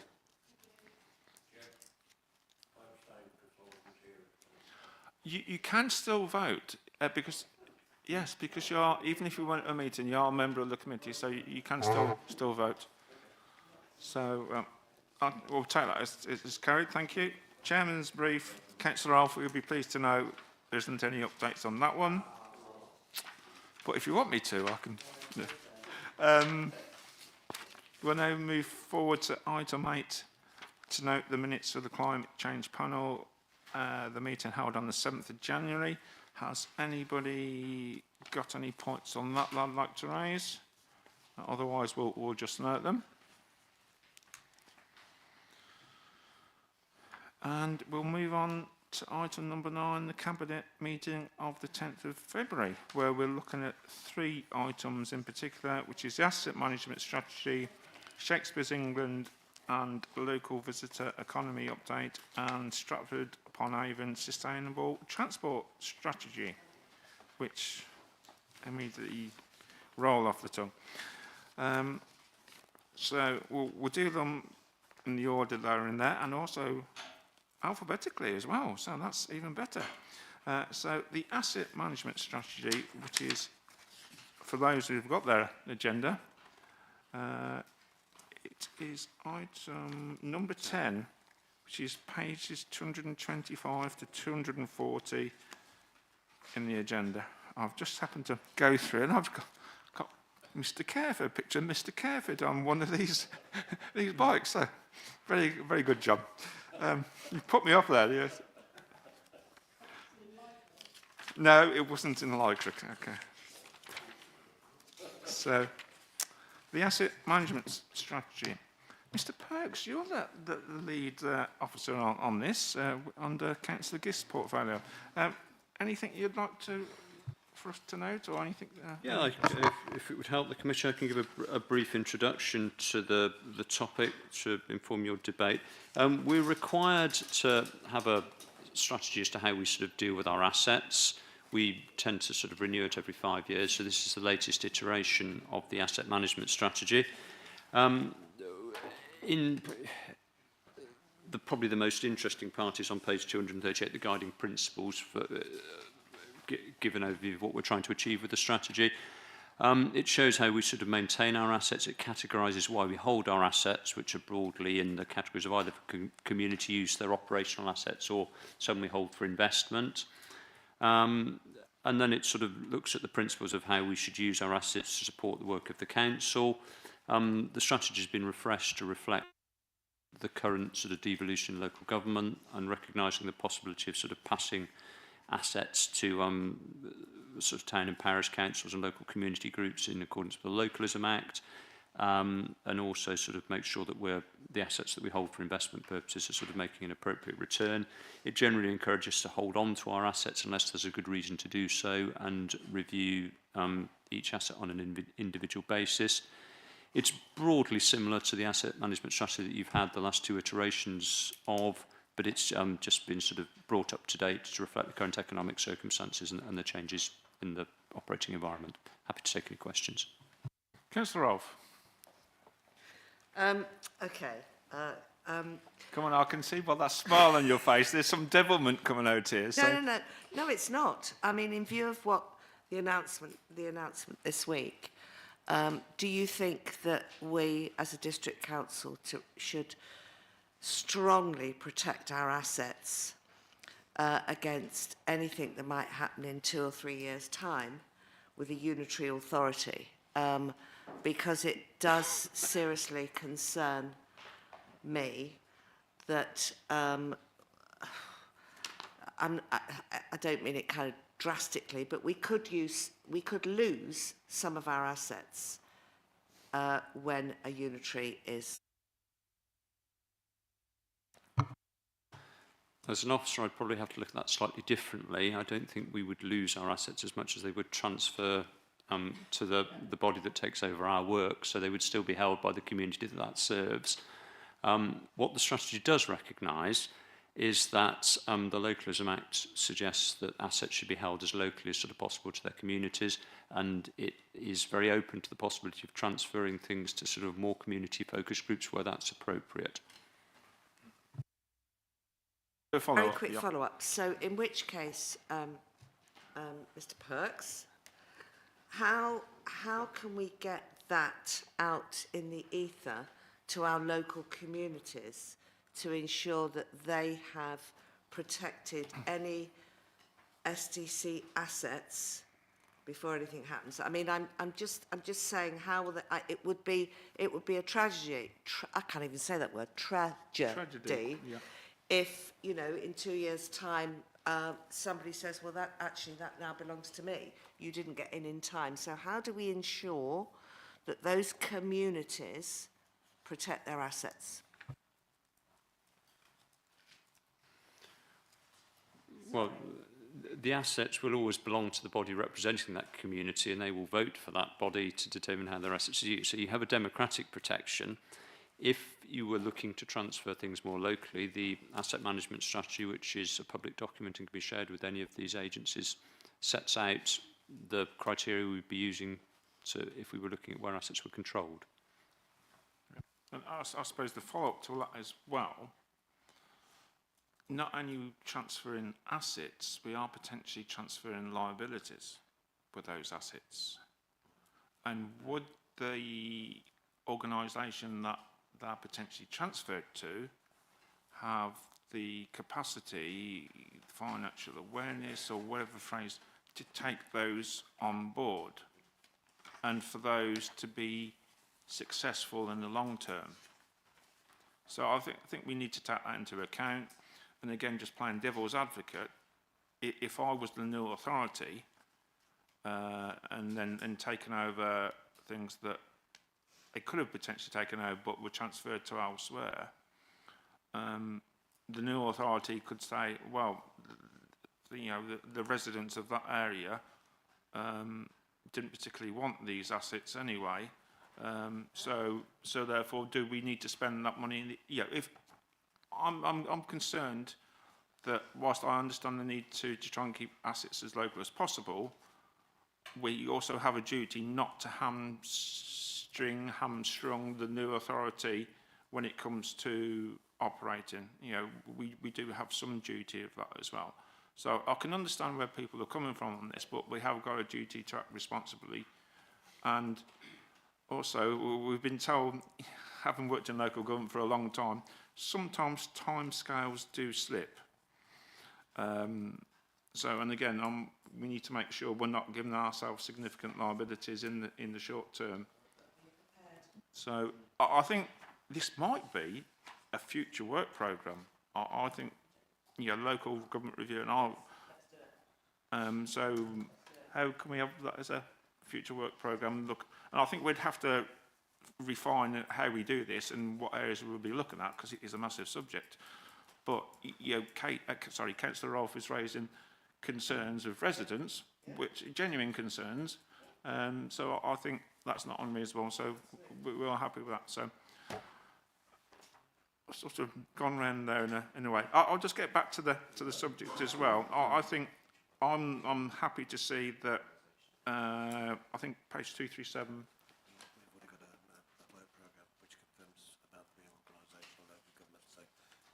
appetite into that. Yeah. So we have got something on local government review anyway, and a work programme, so we'll make sure that we, refine it, get it down. But, ASIC's, a significant one in local consent.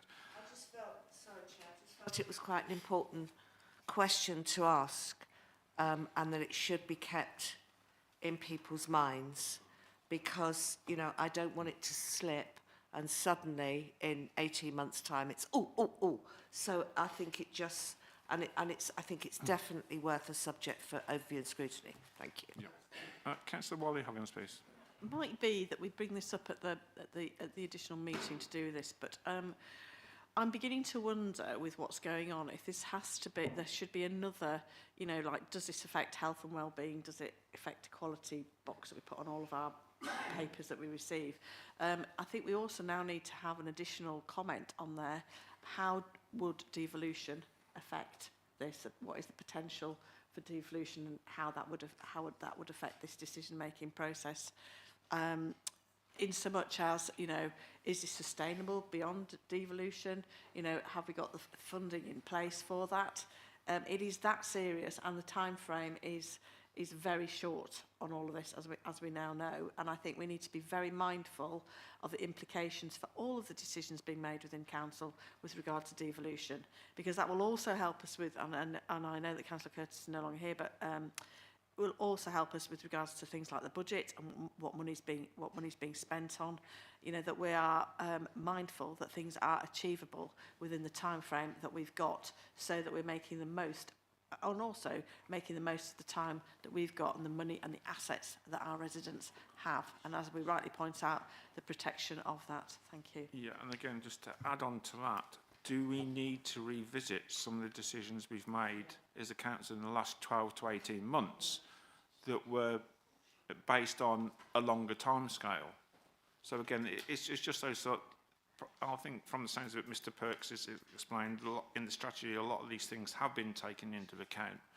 But I think from a scrutiny point of view, we would like some reassurance on these, whether, this thing that's been, I hate to use the word, but imposed, I think is the word that I can think of best, describes it, others might think of, but, and I use the word imposed because there doesn't seem to be any consultation about this, and we have limited options, and I don't think I'm being particularly unfair about this. So I think we need to look at that. Councillor Wally-Huggins, please. This is really important, because I think that this needs to happen sooner rather than later, because actually this is really important that this feeds into when we're looking for partner organisations and how we're going to be devolved, as it were, who our partner groups are. So actually, this is far more serious than we could possibly imagine. That this should be underpinning. What is it that is going to protect the assets of Stratford District the most? And therefore, then, how do we do that? And that should be what's underpinning who we are, who are, if you like, the devolved council will be. It's that important. It should be underpinning questions on Monday, for example, for the visiting speakers. So, and we mustn't underestimate these assets and the management of them in the light of the current terms is that serious, and it gives us the evidence base that we need and central government will need in order to make our case for where we want to be within the devolution process. Thank you. Okay, thank you for that. Howard, you've got some minutes there. Mr. Perks, are we happy about that? Yes. Brilliant. I can't say anything else on the asset management strategy. I think it's sensible. We're trying to make best use of our assets, try and include localism, and refine policies as we go along to respond to the ever-changing situation, political and economic situation. So I think we're happy about that. Move on from that one. The next one is Shakespeare's England and Local Visitor Economy Partnership Arrangements Update. We've got Mr. Careford here, so if he wants to give us a brief up. Page 187 of the Cabinet Report. Just making sure. Yep, page 187, yep. John, if you want to give us the brief update, some of the things. and whether you're about to add anything that is changed in view of local government review. So that's a bit unfair. That's slightly unfair, John, but especially, go on, carry on, sorry. Thank you, Chair. So, yes, this is an update report on progress with Shakespeare's England, as well as on what's called the LVEP, Local Visitor Economy Partnership. Just to note that in the budget papers that going through to Council, I think the 24th, there is a proposal for a further 12 months funding up to March 26. So this is, if you like, the accompanying paper to that. And yes, you've got, as part of that, you've got in the appendix, a set of sort of grant conditions that we will monitor Shakespeare's England against, ensure they're delivering the service we're looking to see, really. So it's doing those two things. I suppose just on the LVEP, just to give a bit of information around that, which is another acronym. So this came out of the Debra review, where it was suggesting that there's a fragmented landscape in terms of tourism boards, destination management organisations, and it was supposedly trying to simplify that. And at the top level, you have something called a destination delivery partnership, which currently is proposed to be the Birmingham one, and then below that you have these local visitor economy partnerships, or LVEPs, and they sort of manage what sort of Shakespeare's England are doing, and the proposal was to join that with Destination Coventry. That's still going ahead, that's progressing, and it's really how do we maintain business as usual and use the sense of partnership to get more efficiencies. So, for example, if you've got a trade show, rather than Shakespeare's England going and Destination Coventry going, you just have one of those organisations going representing both areas, and that's more effective, more efficient, and it's things like that, really. So trying to get more bang for your buck in terms of tourism. Devolution, you know, it does put a question mark on all this. I'm not going to comment on that, but I don't think that stops the desire to work more collaboratively, because it's more efficient regardless. But yeah, we need to see where we go. But as I say, in summary, this is just an update paper setting out the great progress Shakespeare's England are making in delivering tourism, as well as the new set of grant conditions. Thank you. Brilliant. Any comments on that? I know Councillor Wally Hoggins, please. Yeah. Yeah, I think there's huge implications here for devolution with this, because Destination Coventry could be. I mean, I'm actually stunned by that, because you know, I get the economic reasons, but do we actually have that much in common with Destination Coventry as we do for, say, Destination the Cotswolds, or Destination the Cotswold AOMB, or Destination you know, Morton in Marsh? You know, these are places that are a bit prettier than Destination Coventry. Thank you. I mean, just to come back to that, so the timescales for this, the LVEPs has been discussed since, I think, 2021. So, yeah, this is not a new thing. Devolution's come on top of that. The point with Destination Coventry is actually on the business tourism. Yes, we have a huge. It's the same market, and on the business tourism side, yes, there's a huge relationship there. I completely agree. On the visitor side, yes, we are stronger with the Cotswolds, and Shakespeare's England membership does include the Cotswolds. There's never a perfect fit, but I think given that Coventry, Warwickshire, it made sense to go into that grouping. As I say, whether devolution changes all that, it may well do. But I think the rationale for partnership working to drive efficiencies is the key thing there. Right. I just totally forgot what I was going to say. Ms Nash, do you want to come in? Because you... So I'm just going to make sure that that was the view of the council, not the council, with regard to Coventry. Sorry, yes, it's my view. Thank you. Looking at the nodding heads around the room, I don't think it's a view that's held in isolation either. Thank you. Yeah, I'll get back to. I noticed in you said about the budget papers, about an additional year. Would that be 75,000 or 100,000 that's likely to be? Yes, so we've historically funded Shakespeare's England 75,000 a year, as has Warwick.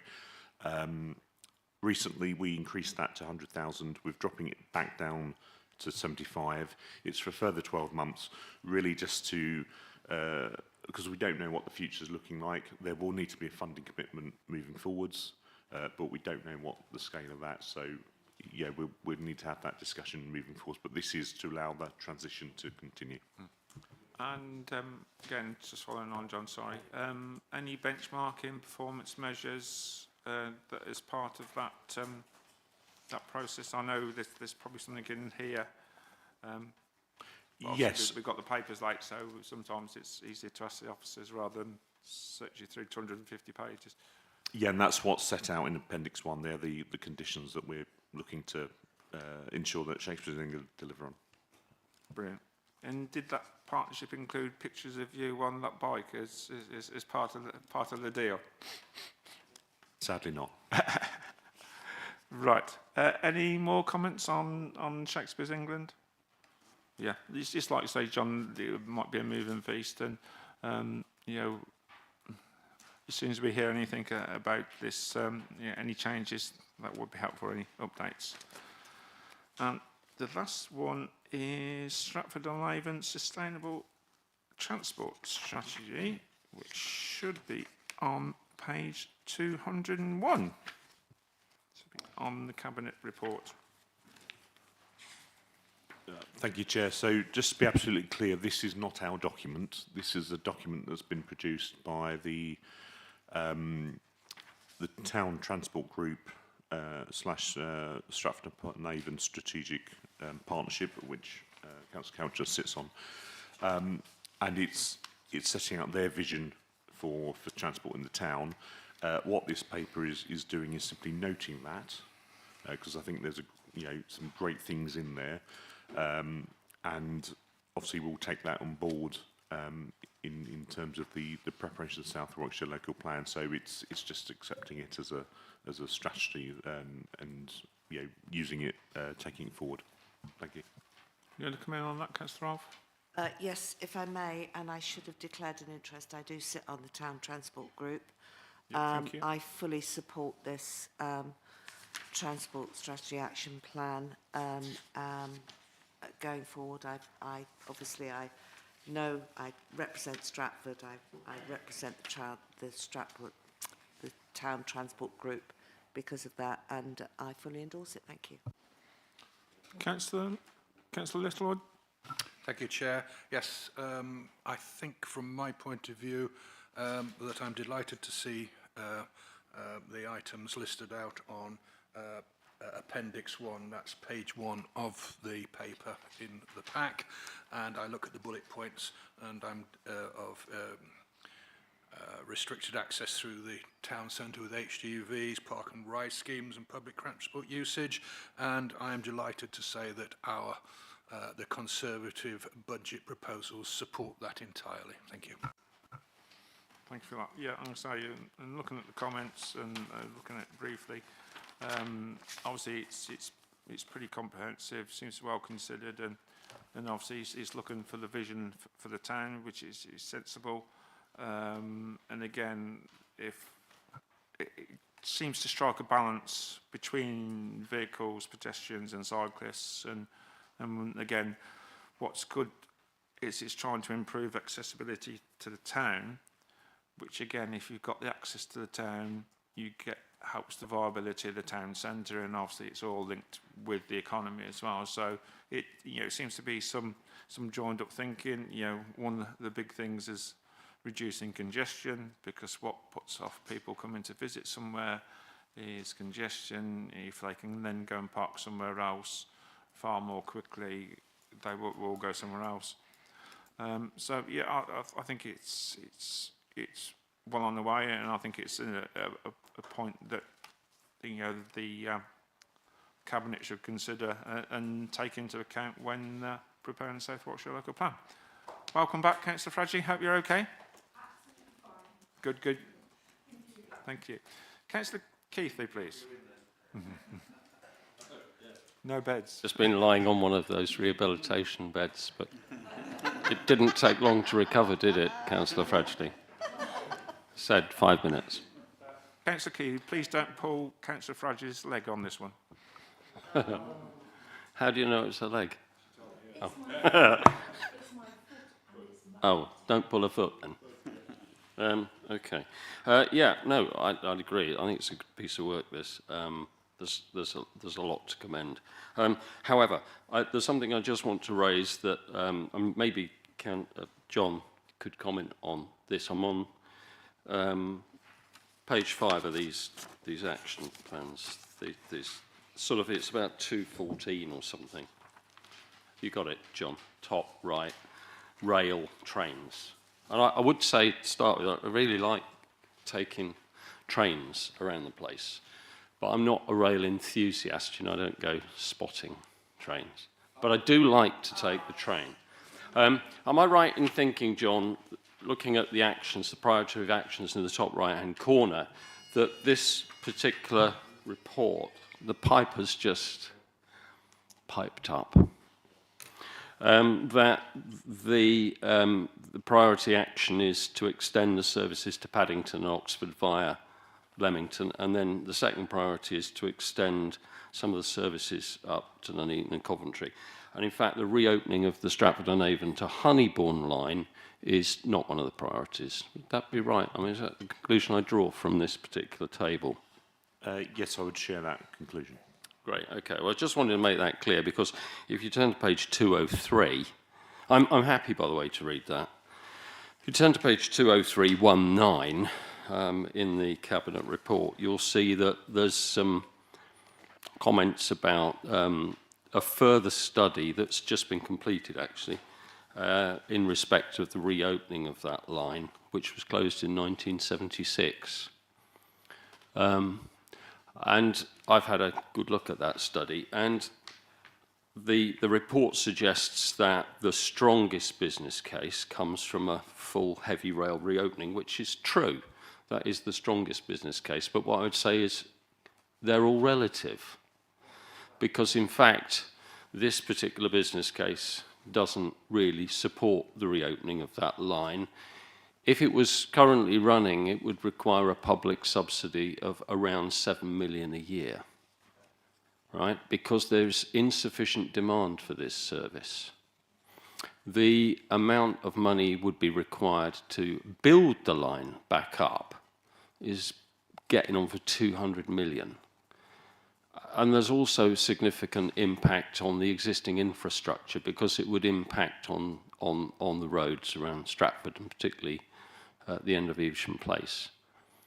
So whilst it's in the report as the strongest business case, I mean, I would be suggesting to Cabinet that they look closely at the report, and that what is recommended is further investment in consultancy fees to come up with another report is possibly not justified. I have raised my concerns in a written paper back to the people that were circulating this, because it affects my ward significantly, because it would mean that we would lose the Greenway. And I haven't, frankly, found hardly a single person in support of the reopening of this and the loss of the Greenway, and or the mitigation on the Greenway. So that was a comment I wanted to make. You want to come back on that, John? If I may, through you, Chair, I think, yeah, I note your concerns, Councillor. I think, and my understanding is that report will be going through the Cabinet process. So it's not, if you like, part of this per se. It's a separate piece of work. But, yeah, the reference there is that for the Town Transport Group, it is an action to look at, yeah, the potential reopening. As Councillor Keith has said, there is a separate report that will go through the Cabinet process as well, that this group could then consider. Councillor Passingham, then Councillor Jenny Fradgley, please. My understanding is that report that's just been completed but not published is a strategic report study on the reopening of it. And the next step is to have a full business study of reopening the Stratford-Honeybourne line.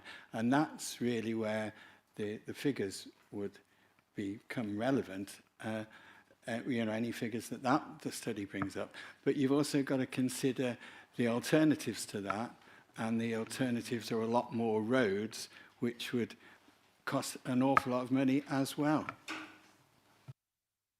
Yeah, I think from a scrutiny point of view, I think that some reassurance is going to go through the cabinet process anyway.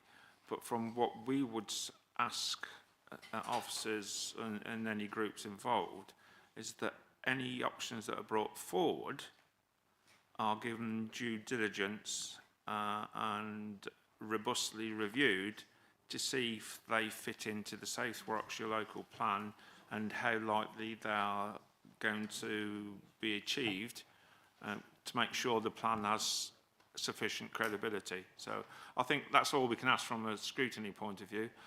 John, anything on that? Yes, I agree, Chair. And I suppose that study is not yet in the public domain, so it may not be for this meeting now to go into the detail of that. I think this is about the town transport vision. Yeah. We can deal with the rail reopening study in due course. Yeah, brilliant. Councillor Jenny Fraggy, please. Thank you, Chair. Sorry to jump in. I haven't been at this discussion, but I have done an awful lot. Over the years, I've been aware of many reports coming in on the Honeybourne line, and they've always been very expensive, but there is a very, very sort of passionate group in the town and environs that would actually like to open it, but whether it's feasible or not. But my plea would be, as a user of the rail, that we need to have connections from Stratford-upon-Avon to Leamington to enable people to get to the Leamington hub to actually access other routes to London and a faster route to Birmingham. And rather than actually looking at the ideal solution, which would be the heavy line opening, I think in the interim, we've got to actually look at getting people from the environs up to Leamington to actually access rail. I mean, I go to London quite frequently. I have to drive to Warwick Parkway to get on a train to go to London because I can no longer get a direct line to and from London. And Stratford is a major tourist town and really does need that connection. In the old days, I took the slow train, 9 o'clock from Marylebone, got to Stratford at 11 o'clock. I did all my emails and I was quite happy with that. I'm not so happy with having to change at Leamington. So really, my plea would be to actually look at something that's very practical that will actually get people out of their short-term car journeys and onto the trains as quickly and as neatly as possible. Mr. Covered, yeah. I think just to acknowledge that, and I think the town transport group would probably share that view, and that's why the priorities for them, although the reopening's listed in here, just to, the priority is for direct trains to London and the improvement of the service up to Coventry. So that's where speaking on their behalf is, supposing I'm not on their group, that's where they're looking to focus their energies. It could be worse, Councillor Fraggy. You could have a high-speed line running past your town within less than half a mile and you still can't get on it unless you got somewhere to hook past it and get dragged by. But no, I take your point. I'm trying not to be too facetious there. Let's have a cannon that actually shoot us out so we can go at the same speed as the high HS2 and be caught by a net on the top and dropped into... So yeah, it's. I think I think the point is that we do need to try and make sure the have as much sustainable travel as we can and ones that are likely to be achieved and are feasible. Come back in, please. Just one more thing. I mean, the opening of the Stratford to Oxford line is a real possibility as well, and I think the county have actually been looking at it as a possibility. It got further before COVID, but it's a bit on the back burner at the moment, as I understand. Councillor Rolfe. And as I also understand it, and I think Councillor Fratty will know this, that if there ever was to open the Greenway line, it would mean compulsory purchase of several properties around there, wouldn't it? appropriate. Right, any other points on this? Yeah. No, I think that we note the points that the Cabinet has to consider these issues and obviously look at them on their own merits and whether they are appropriate and to be included in the South Warwickshire local plan. Some of which, from the feedback, especially from local members, are saying some of them are more feasible than others, I think we note the report. Right then, anything else on the Cabinet papers? Are we all happy? Oh, good smiling face there from Councillor Alcock. She's definitely happy. Work plan, pages 23 to 28. We've got the work plan for the next meeting, which is the 7th of May. And on that at the moment, we've got BD UK and CSW Broadband from Councillor Coles, and the annual work programme, the Constitution, to review the progress of the annual work programme for 24 and agree the work programme for 25. Councillor Roth, please. Councillor Wally Hoggins mentioned earlier about adding some into our work programme, devolution, and the effect on assets. So I think that should be I think we've already agreed that. Programme. Yeah. I mean, I'm just looking at the 7th of March I'm really sorry if I can just speak in the round here. These are, of course, my views, perhaps not representative of the council.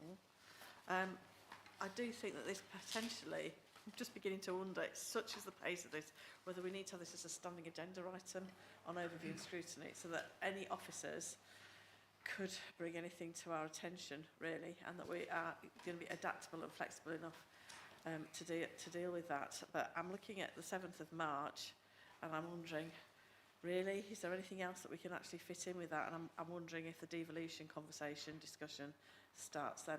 Can you remind me, Mr. Perks, whether things will be settled, or can you remember what the date is when we have to put the proposals to government? 21st of March, we're supposed to submit our outline proposals. So it is, therefore then, it is safe to assume then that by the 7th of March we'll have some idea of where we're going with this. I would hope we'd have more idea than we have now, certainly. Yeah, so I think, therefore, I'm wondering if we should actually have the devolution should be on that agenda there in advance of that other meeting. Thank you. Because surely that's going to be discussed at Cabinet the following Monday. Through you, Chair, with respect to the security, I suspect the update from BD UK will be brief. Yes, so I think you will have capacity at that meeting if you wanted to do that. That's fine. And whilst we're on the subject, could we, as the Overview and Scrutiny Committee, request, again, asking you to indulge with me, that any reports that go to Cabinet have some mention of any potential implications for devolution or local government review, even if it says currently there are no implications.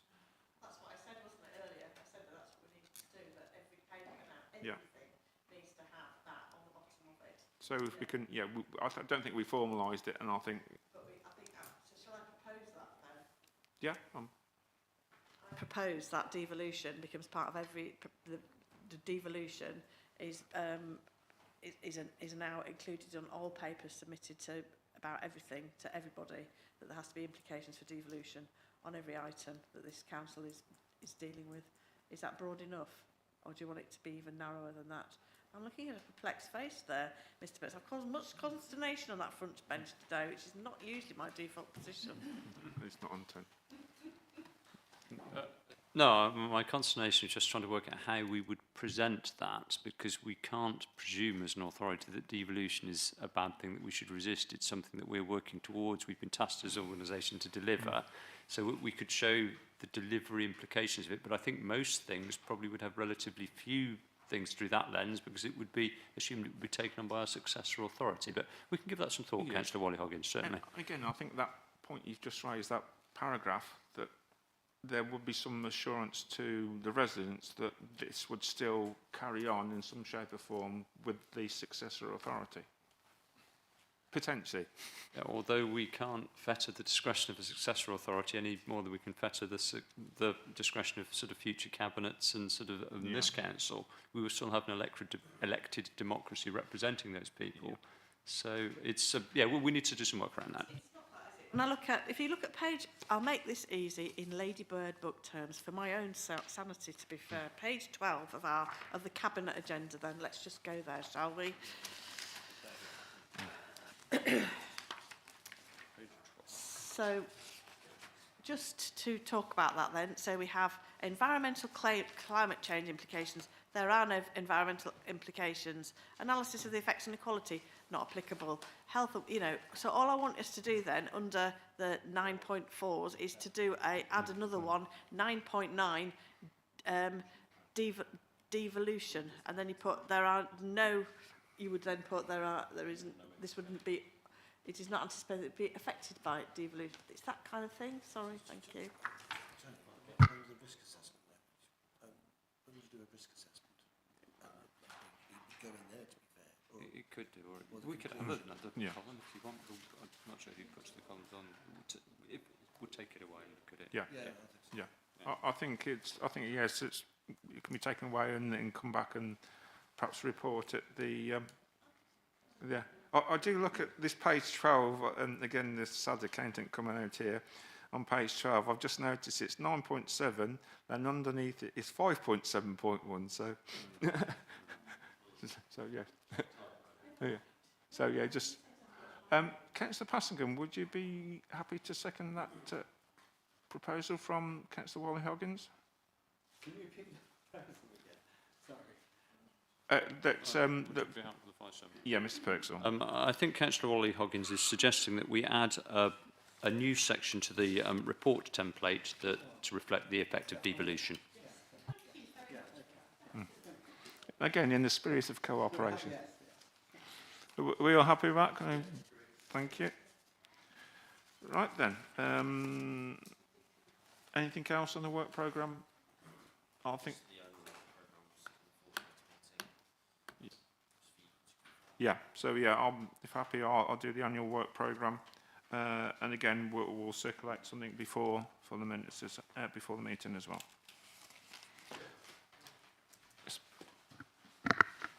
We've got healthcare organisations on the unscheduled items.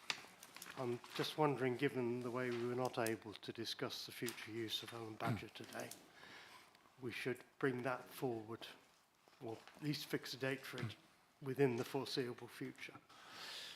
Yeah, I'm probably happier to discuss it at the next minute, so we have more detail. I think yes, I totally agree. I think it would probably be good to get some liaison with the ICB to see when they had what availability they would have, because they're still doing their consultation on the current proposals. But say 6 months down the line, if give them a reasonable amount of time before they come back. This did originate from, I think, the council on the 16th of October 2023. Yeah, but I suppose things have moved on, haven't they? That we didn't know about the consultation on the beds at the ice at Shipston before then. So we've had them in since then as well. But, we had them in last year. Yeah, I think we have had them in as well. Yeah, you can't always believe what's in the papers, can you? Allegedly. So yeah, I think that is if we can do some liaison with the ICB, and again, if we make sure we have our clear subjects we want to talk about, so they send the right people. So I think that would be fair and reasonable. So when do we expect our questions, the written questions? Yeah. When do we expect the written questions that were submitted to the fabulous array of people that were with us today? When do we expect the response from them today, please, written response to those questions? I can't say how long it's going to take them to write the written responses, but I'll be liaising with them straight after the meeting and all through next week. That's just what I wanted. Thank you. And in the first adjournment, I did speak to them about it as well. So they've given the commitment they will respond to those. Thank you. Right, anything else? So on to item 11, urgent business. I haven't got too much, Councillor Rolfe, so we might just get this under the 3 hours. No, I've got no urgent business. Anything else? Owen? Brilliant. So no, at what's the time? At 12? Oh, we've just gone in under the 3 hours because we should have asked for ongoing, but I'll close the meeting at